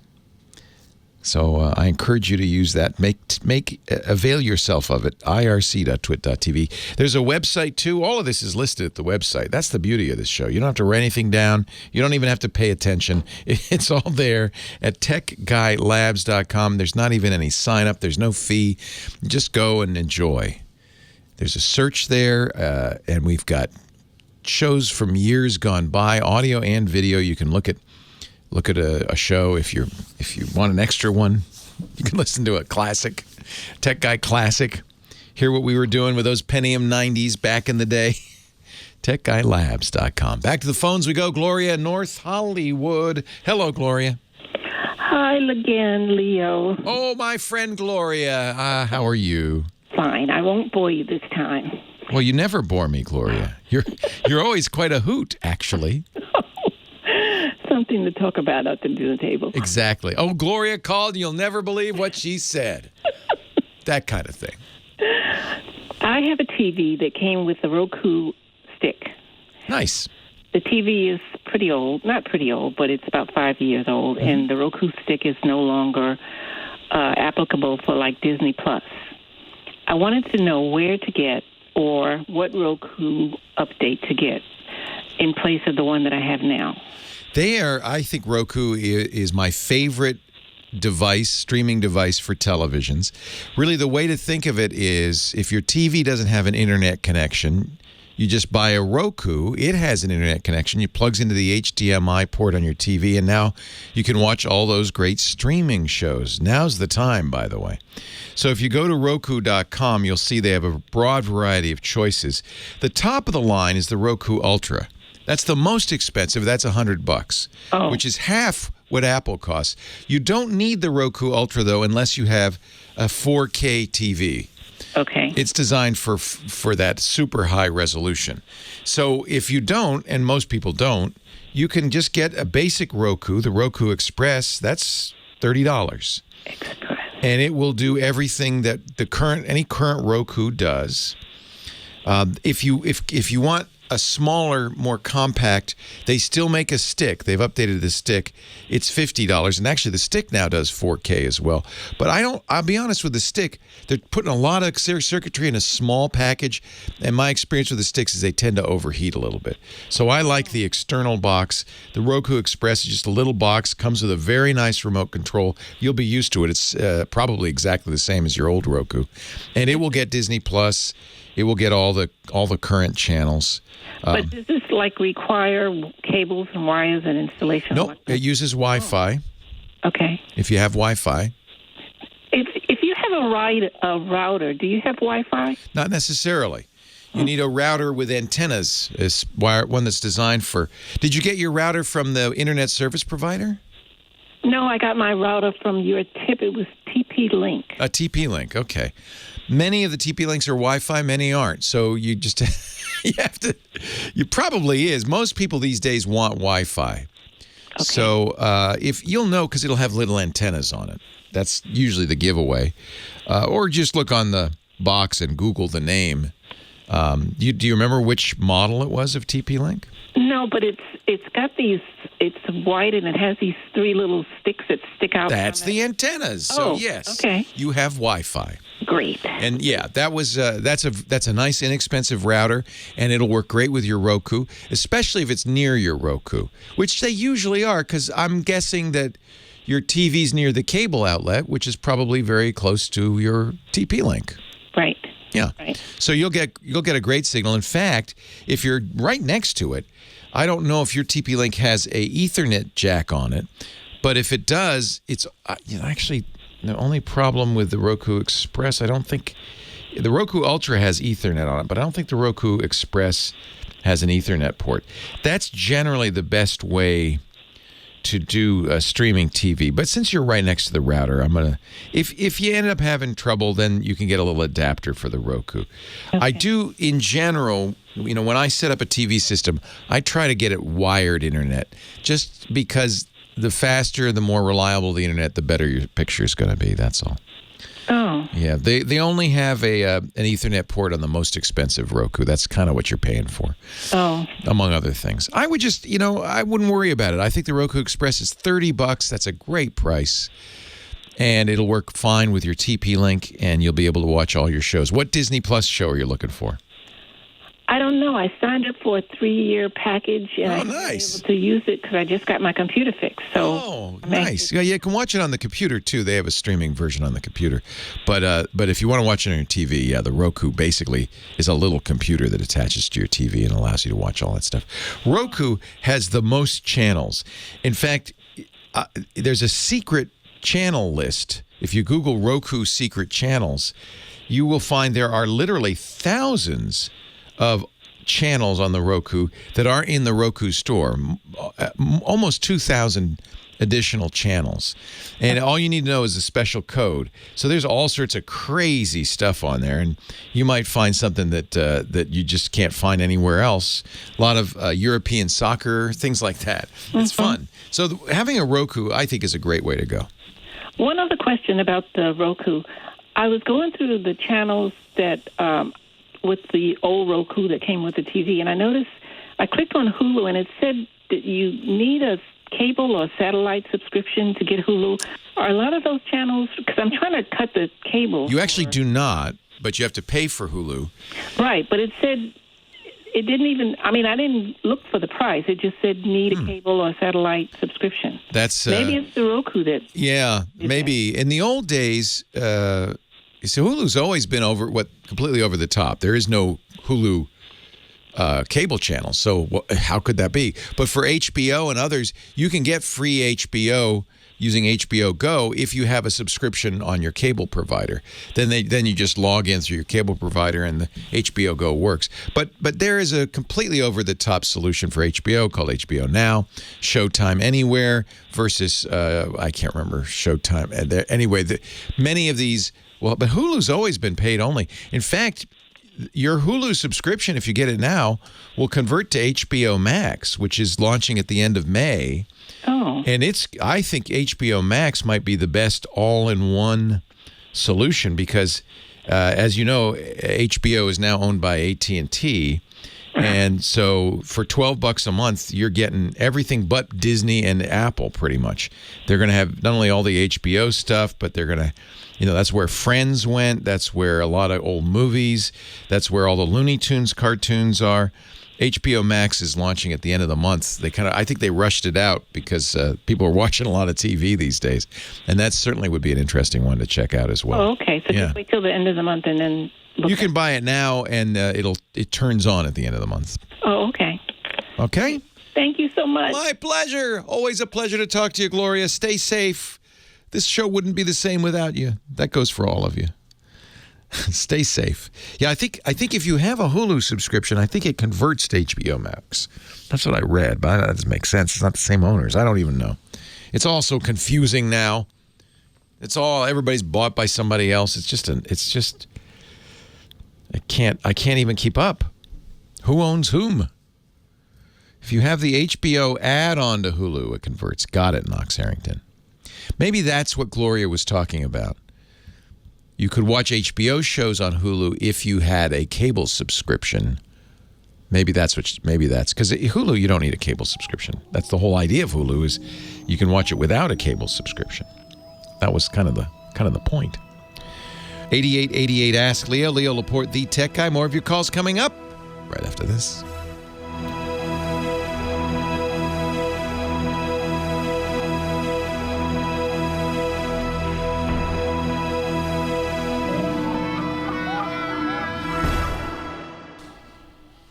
Leo Laporte, the tech guy.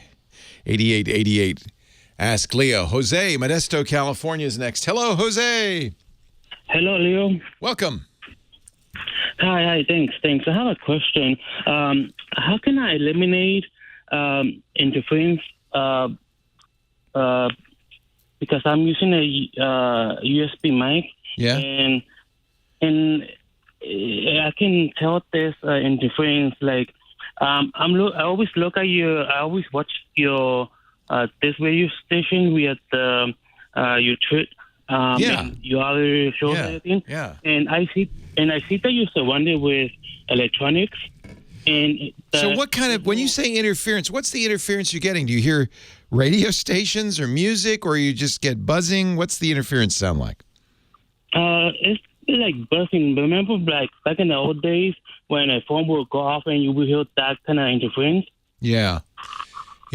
So interference usually means there's another signal coming into the, so that's why I asked, because if, for instance, you're near a radio station's towers and you can hear the music in your microphone, that's interference. It's just radio waves getting in. But buzzing or just poor sound quality sometimes isn't really interference. It's noise introduced by the connector or the cable. So tell me what kind of mic you're using. I'm using this called Turner, a USB mic. Turner. I'm also I have a second part question about if I could ask later on after I'm finished with this question. Is it Tonor? Tonor? Is that it? Yes. Yeah, Tonor. Or is it? Yes, Tonor. These are fairly inexpensive. I would make sure you got a good cable connection. Maybe try a different USB cable. That could be adding some noise to the mix. So if you're hearing a radio station or something else, that's another matter entirely. If you hear music, little tinny music in the background, that's another thing. But the Tonor mic, I don't think it's interference. It's much more likely you need a better connection. So check your cable. I've switched USB cables. And that still didn't fix it, huh? Still. And because I'm also, as I mentioned, I watch you on TV and everything with this radio station and the other ones. I'm waving at you right now, Jose. Can you see me wave? Okay. Yes. And I see that you're surrounded with electronics, and I don't think to be noticeable any interference from you, Well, of course. I can't have any interference in the radio show. If you heard buzzing in the background, that'd be a bad thing, wouldn't it? So we use professional quality microphones. These microphones I use are not designed for computers at all. They're designed for, professional sound installations like radio stations or recording studios. The ones I use are made by a friend of mine named Bob Heil. He's a very famous rock and roll sound guy.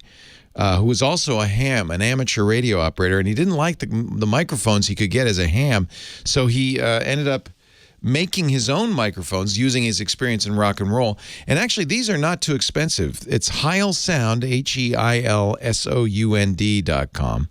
And these are the Heil PR40s, which are, I think, around $350. I mean, that's expensive compared to a Tonor, but this is a professional quality microphone. The problem is, I couldn't just plug this microphone into a computer. It wouldn't work.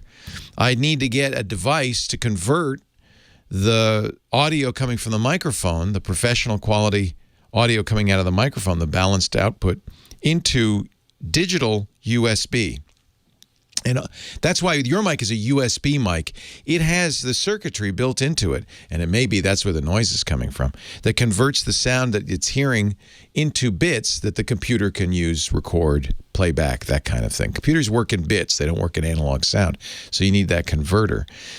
You can buy a converter to use professional mics, but now we're talking a lot of money. But let's say you wanted to use this Heil PR40 with a computer. In fact, I do at home. I have a PR40 at home, and I have it connected up to a converter from a company called Sound Design. It's fairly expensive. It's called the USB Pre 2. It's several $100.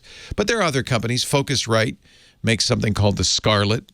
Shure makes a $100 device that converts professional quality balanced audio coming out of a real microphone into USB. Generally, you're going to get better sound that way. But that can even introduce noise there too. So there's a relationship between the quality of the mic, the quality of the circuitry, and the quality of the sound. There's a very direct relationship. So when you see us do our podcasts, when you watch me do the radio show, when you watch any radio station have full-time employees, not even just one, but multiple full-time employees whose job is engineering, whose job is making sure the sound quality is perfect. There's no buzz. There's no noise. They purchase the equipment. They test the equipment. They install the equipment. And they make sure that everything is clean. So that's the advantage, of course, I have working in a professional installation. Now, all of this adds up. It can be very expensive. However, if you are a podcaster or you want to, create your own audio files, you're a musician, a singer, there are good choices out there. I'm not familiar with the Tonor. I would suggest looking at the least expensive USB microphones that I think are pretty good come from a company called Rode, R-O-D-E. They make very good microphones in general. And they have microphones for relatively inexpensive microphones for podcasters. You shouldn't get any noise from. So it may be that the Tonor, those are fairly inexpensive. It may be that's a bad microphone. If you've tried other cables, it may be that the circuitry in the Tonor is not good. It could be the microphone itself is damaged. And when microphones get damaged, they start sounding buzzy. They don't sound very good. When we buy audio gear, I actually go to professional audio companies like B&H Photo or Sweetwater. These are companies, Broadcast Supply West. These are companies that radio stations and others, musicians, sound engineers use to get their equipment. And actually, the nice thing about going there is if they offer a product, they're usually going to be pretty good, and they have good support. And technicians, you can even call and say, just like you did me, you could say, Jose can say, hey, I need help. I need a good, inexpensive podcaster microphone, and they can help you. Try Sweetwater. I think they're good.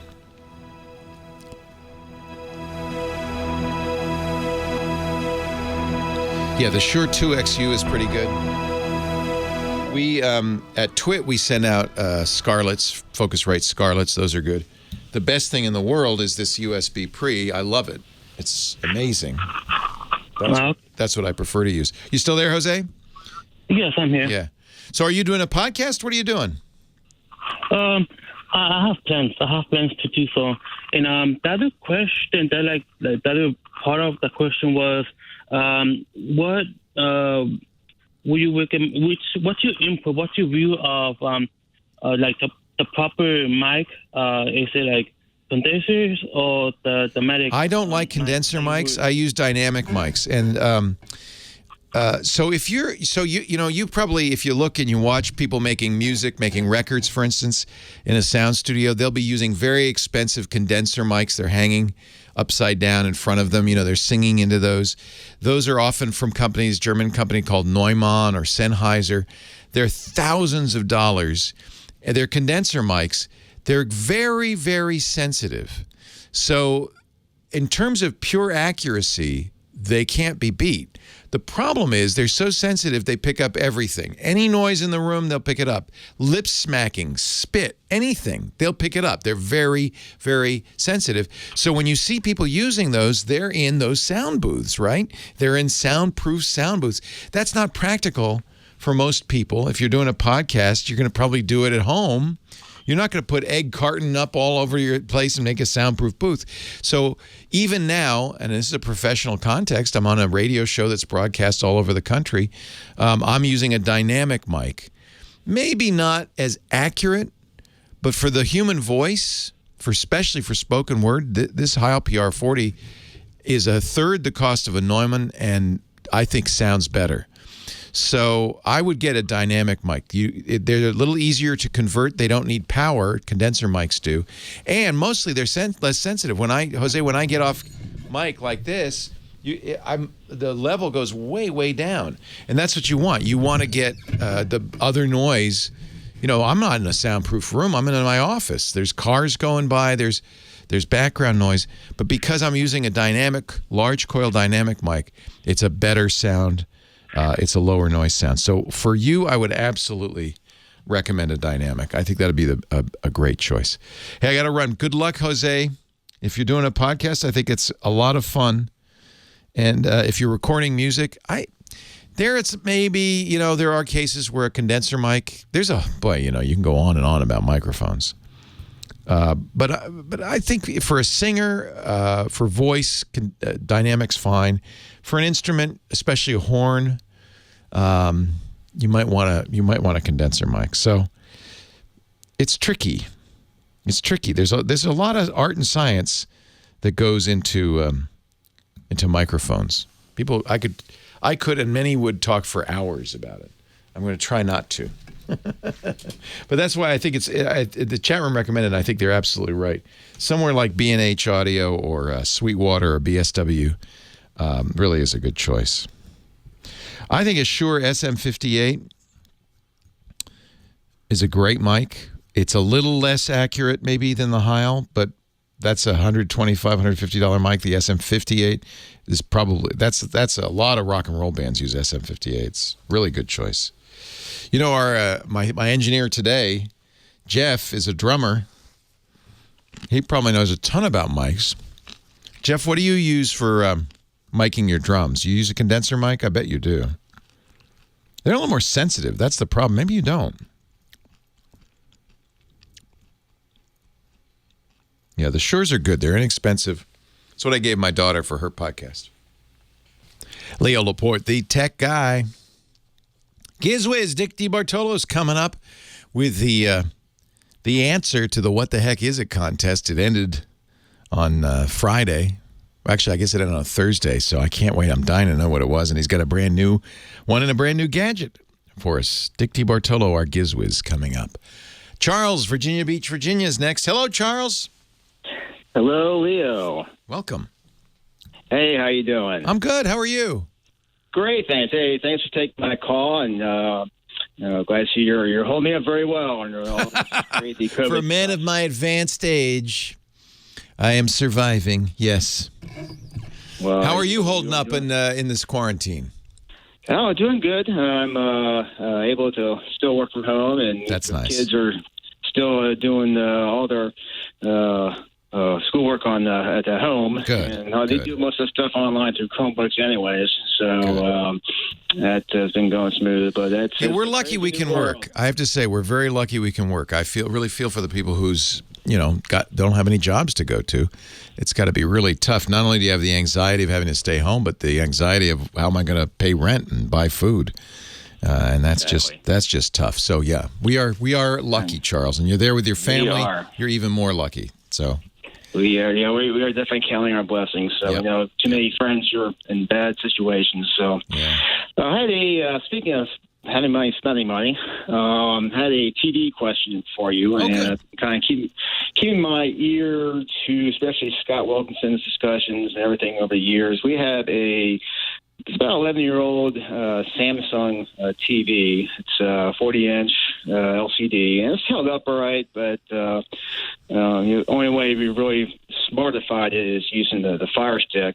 But I was just trying to remember, I know there's a lot of acronyms flying around, different recommendations and everything else, and what's better, 4K versus LCD or HDR. OLED. Yeah. It is. HDR. There are a lot of acronyms, aren't there? I can simplify it for you. Number one, you're going to want a bigger TV, especially since it's you and the family watching. We remember a 32-inch TV back in the day when they were tubes was as big as you could get, and that was huge. You had a giant TV if you had 32 inches. But that's because they were tubes, and it wasn't just the size of the diagonal. It was that giant tube going backwards. They weighed 80, 100 pounds, and they were like 3 feet deep when you got that big. They were giant. So we don't have to worry about that anymore because of LCDs and related technologies. We've got flat panel displays, and bigger diagonally does not mean heavier or deeper. It just means bigger. So I think those days of 32 inches, that mindset, long gone. I would start at 55 inches. And the farther back you get or the more people watching, the bigger you want to go. So now remember, you have to accommodate this. So you've got to have a place to put it, and you have to have a place to sit and all that stuff. But I would start with 55 inches. There are bigger. You can go bigger and bigger and bigger. The biggest direct view TVs are around 70 inches. So that's the range. You're talking 55 to 70. The good news is the prices have fallen a lot. There are two different display, actually really 3 if we include projectors, but I'm going to stick with direct view TVs. Let's leave, that's a specialty, the projectors. But assuming you want to look at the TV and be looking at the actual picture, direct view, there are 2 technologies to consider. One is LCD and one is OLED. The way LCD works, they have their liquid crystal is a shutter, which opens and closes very fast and lets different colors through. So they have a backlight that's a white light behind them. A lot of the acronyms you hear, QLED, FALD, all the acronyms have to do with that backlight. So don't worry about that. There really are only 2 technologies, OLED and LCD. LCD is less expensive, brighter, more suitable for a living room or somewhere where you can't darken the room. The OLED picture is higher quality, but like a movie quality, but you need to be able to darken the room. So for most people, LCD is going to be the right choice. OLEDs, are getting less expensive, and they really do deliver a better picture. Now, the next thing to think about is resolution. So the size of the TV is not related to the resolution. The resolution is how many dots, wide and from top to bottom, there are. Your normal TV, an HD TV, has typically 1,080 lines from the top to the bottom. A 4K TV is double that, is 2,160 lines from top to bottom. Double resolution means it looks more realistic. You can't see the dots. The picture seems crisper. And in addition to the higher resolution, 4K or UHD sometimes they call it, ultra high def, in addition to that, you'll see another acronym, HDR, high dynamic range. That has to do with the range between the brightest brights and the darkest darks. And the wider the range, the more it looks like the human eye. The human eye can see a huge range between dark and light. TVs can't reproduce that full range, but HDR, high dynamic range TVs can get closer. So the 2 differences, there are really 3 differences that'll be the most important for you. The size of the TV, the number of dots, 4K versus HD, and high dynamic range. If you buy a TV today, most of them are 4K HDR. They just come with that. So really, you're going to be deciding which size, and then unless money is no object, which it was rarely the case, you're probably going to get LCD. If you really want a great picture, you could look at the LG OLEDs. They're very good. I would at least price them, see if they're in your range. But I think probably for most people, you're going to be looking at an LCD. Are there other acronyms that are confusing you? Well, no, you kind of refresh my memory because I was trying to keep all that stuff straight. I know, it's crazy. It's out of control. And I think part of that's to confuse you. For instance, Samsung has something called QLED, which is an LCD TV. It sounds a little like OLED. In fact, it even looks a little like OLED. It has nothing to do with OLED. It's an LCD TV that uses a quantum dot LED backlight. Again, remember, a lot of this confusion is really about an LCD TV with a variety of different kinds of backlighting. LED is LCD. It's just using LED backlights. In fact, almost all modern TVs use LEDs. They used to use fluorescent tubes. Those aren't as good. So almost everybody's using LEDs. And sometimes the quality of the backlight will vary depending on the quality of the LEDs. Quantum dots are better, quantum LEDs. And then the number of LEDs. If you have full array local dimming, which means there's LEDs all over the back, or just edge lit, will somewhat affect the quality. Not a whole lot. I think it's difficult to go into a store and look at them these days. So it's a little harder to buy. And the truth is, going to the store wasn't that good a deal anyway, because they would they'd turn on a store mode that would pump up the color, make it super bright. Wasn't the ideal way to look at a TV anyway. So for the LCD manufacturer, you recommend all the big names, the names you know. If price is an object, I think there's 2 Chinese companies now that do a really good job at a very low price point. I got my mom a TCL. Those have Roku built in, which is another advantage. So you have internet access, a good quality smart TV in addition. The TCLs are very affordable. Hisense, another Chinese company. These 2 Chinese companies are very anxious to get in the market. So they're, I think, selling almost at cost. So you're going to get more bang for your buck. And I think the picture's fine. It's not the best picture out there, but they're pretty good. So if budget is a concern, you got kids, it probably is. I would look at TCL or Hisense. Okay. And how about like the Vizios? And Vizio Vizio is where TCL and Hisense are now. Vizio was 5 years ago or 3 years ago. In other words, they're the second tier company that was competing on price. They can't compete on price anymore. Samsung's good, Sony's good, LG's good, but I think bang for your buck, you're gonna and get a bigger screen. Honestly, if you can get a 70-inch TCL for the price of a 55-inch Samsung, I'd get the TCL. I really would. Leo Laporte, the tech guy.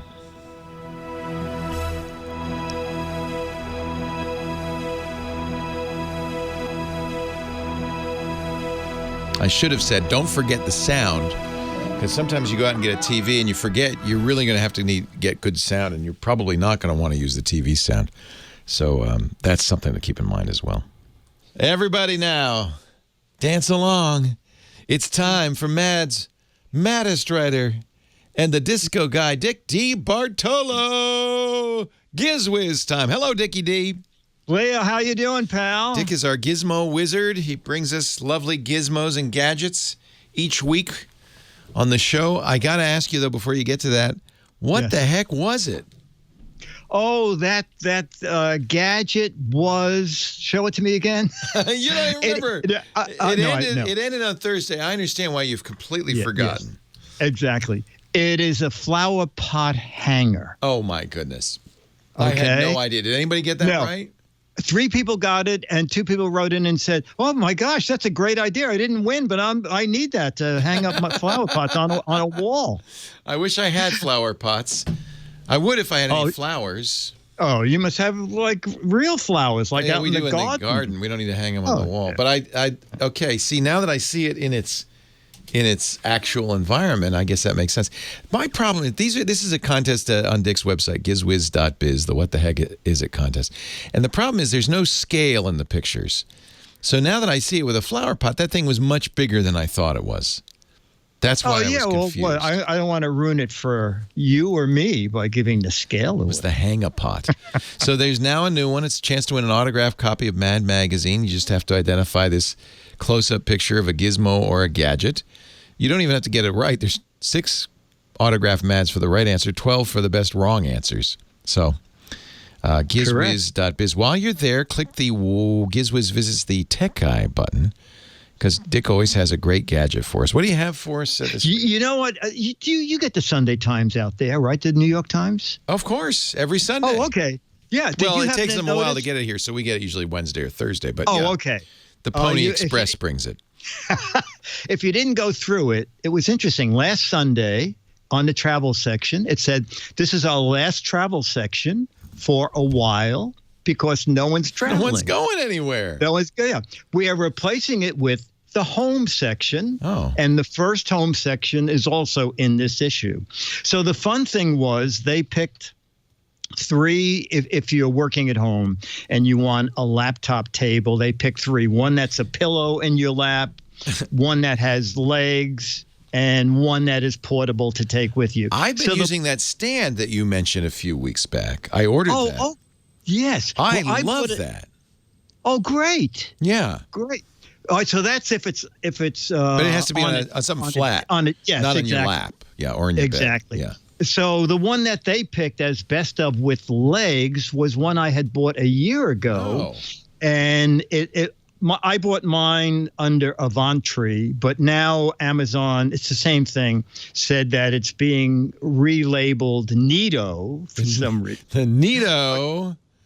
So it has fold-out legs. It can rise and lower from 9.4 inches to 12.5 inches. So would you put this on? Is it like a standing desk that goes on a regular desk or a table? I started using it as a standing desk, but no, for in bed. Oh, you could use this in bed. Oh, it's in like bed. a breakfast and bread tray kind of thing. It's a breakfast. You put your legs through it, and then I need this. You'll look like a little. You could give. You know what? A lot of professors could use these to give their lectures on Zoom, and they wouldn't have to get out of bed. It looks like a little podium. It's It does. a bed podium. And there are two little clips on the side, and when you clip that, then the table part can tilt from 0. It's funny. One part of the description says 0 to 30 degrees. Another part says 0 to 35 degrees. And then there's a little hook there, so whatever is on it doesn't slide a off. lip. A lip. Yeah. Exactly. Yeah. So, but Leo, what you were talking about a couple of weeks ago about the lady who wanted a Logitech camera, and they turned out to be $200. Yes. A year ago, I paid $40 for this. And that's the right price. What are they charging now? The New York Times says it's $75. Oh, please. It's now $80. Oh, stop it. Yeah. Okay. But I Greedy searched around on Amazon, and I found a different one that's about $65. It's bigger. It's big enough that it can take a computer, a laptop, and a place for a mouse.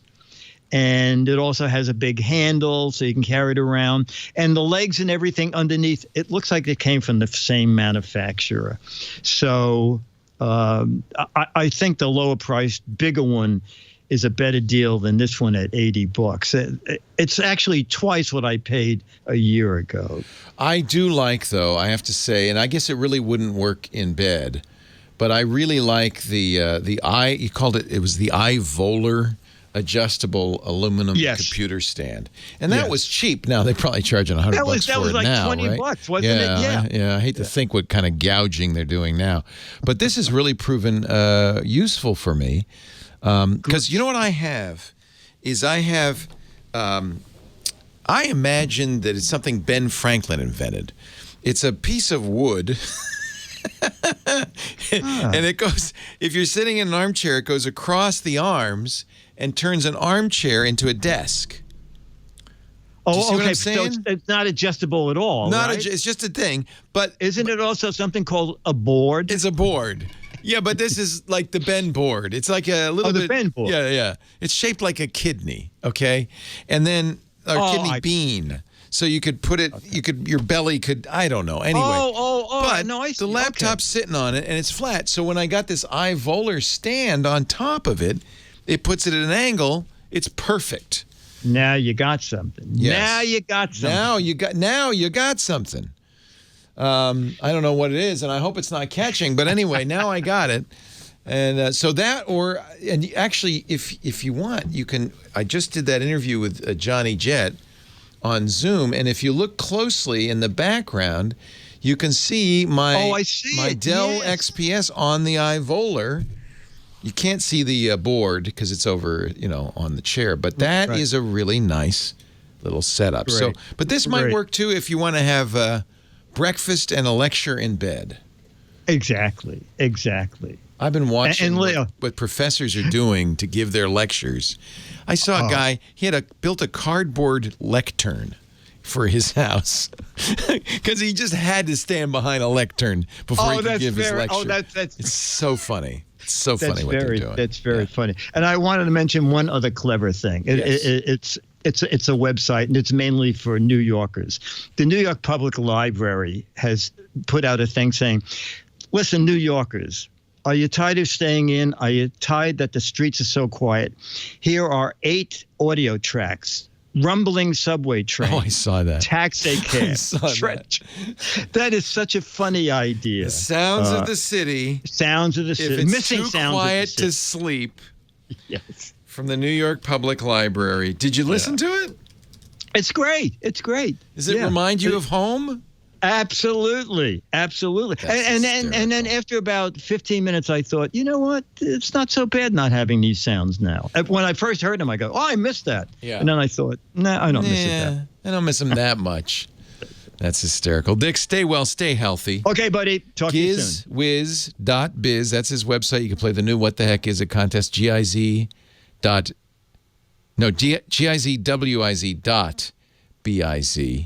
Gizwiz.biz. And don't forget his Gizwiz podcast with Chad Johnson. That's gizwiz.tv. And while you're at the website, I'm going to give you a plug.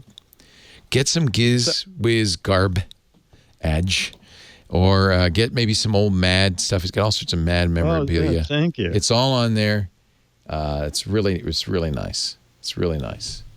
Perfect. Yep. Thank you, Dickie D. Okay. Talk to you next week. Thank you, Lady Laura, musical director As always, you've lifted my spirits. Thank you to Kim Schaffer.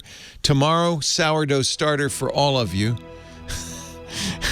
Thank you for listening. Stay safe, stay healthy. Have a great Geek Week. Well, that's it for the Tech Guy Show for today. Thank you so much for being here.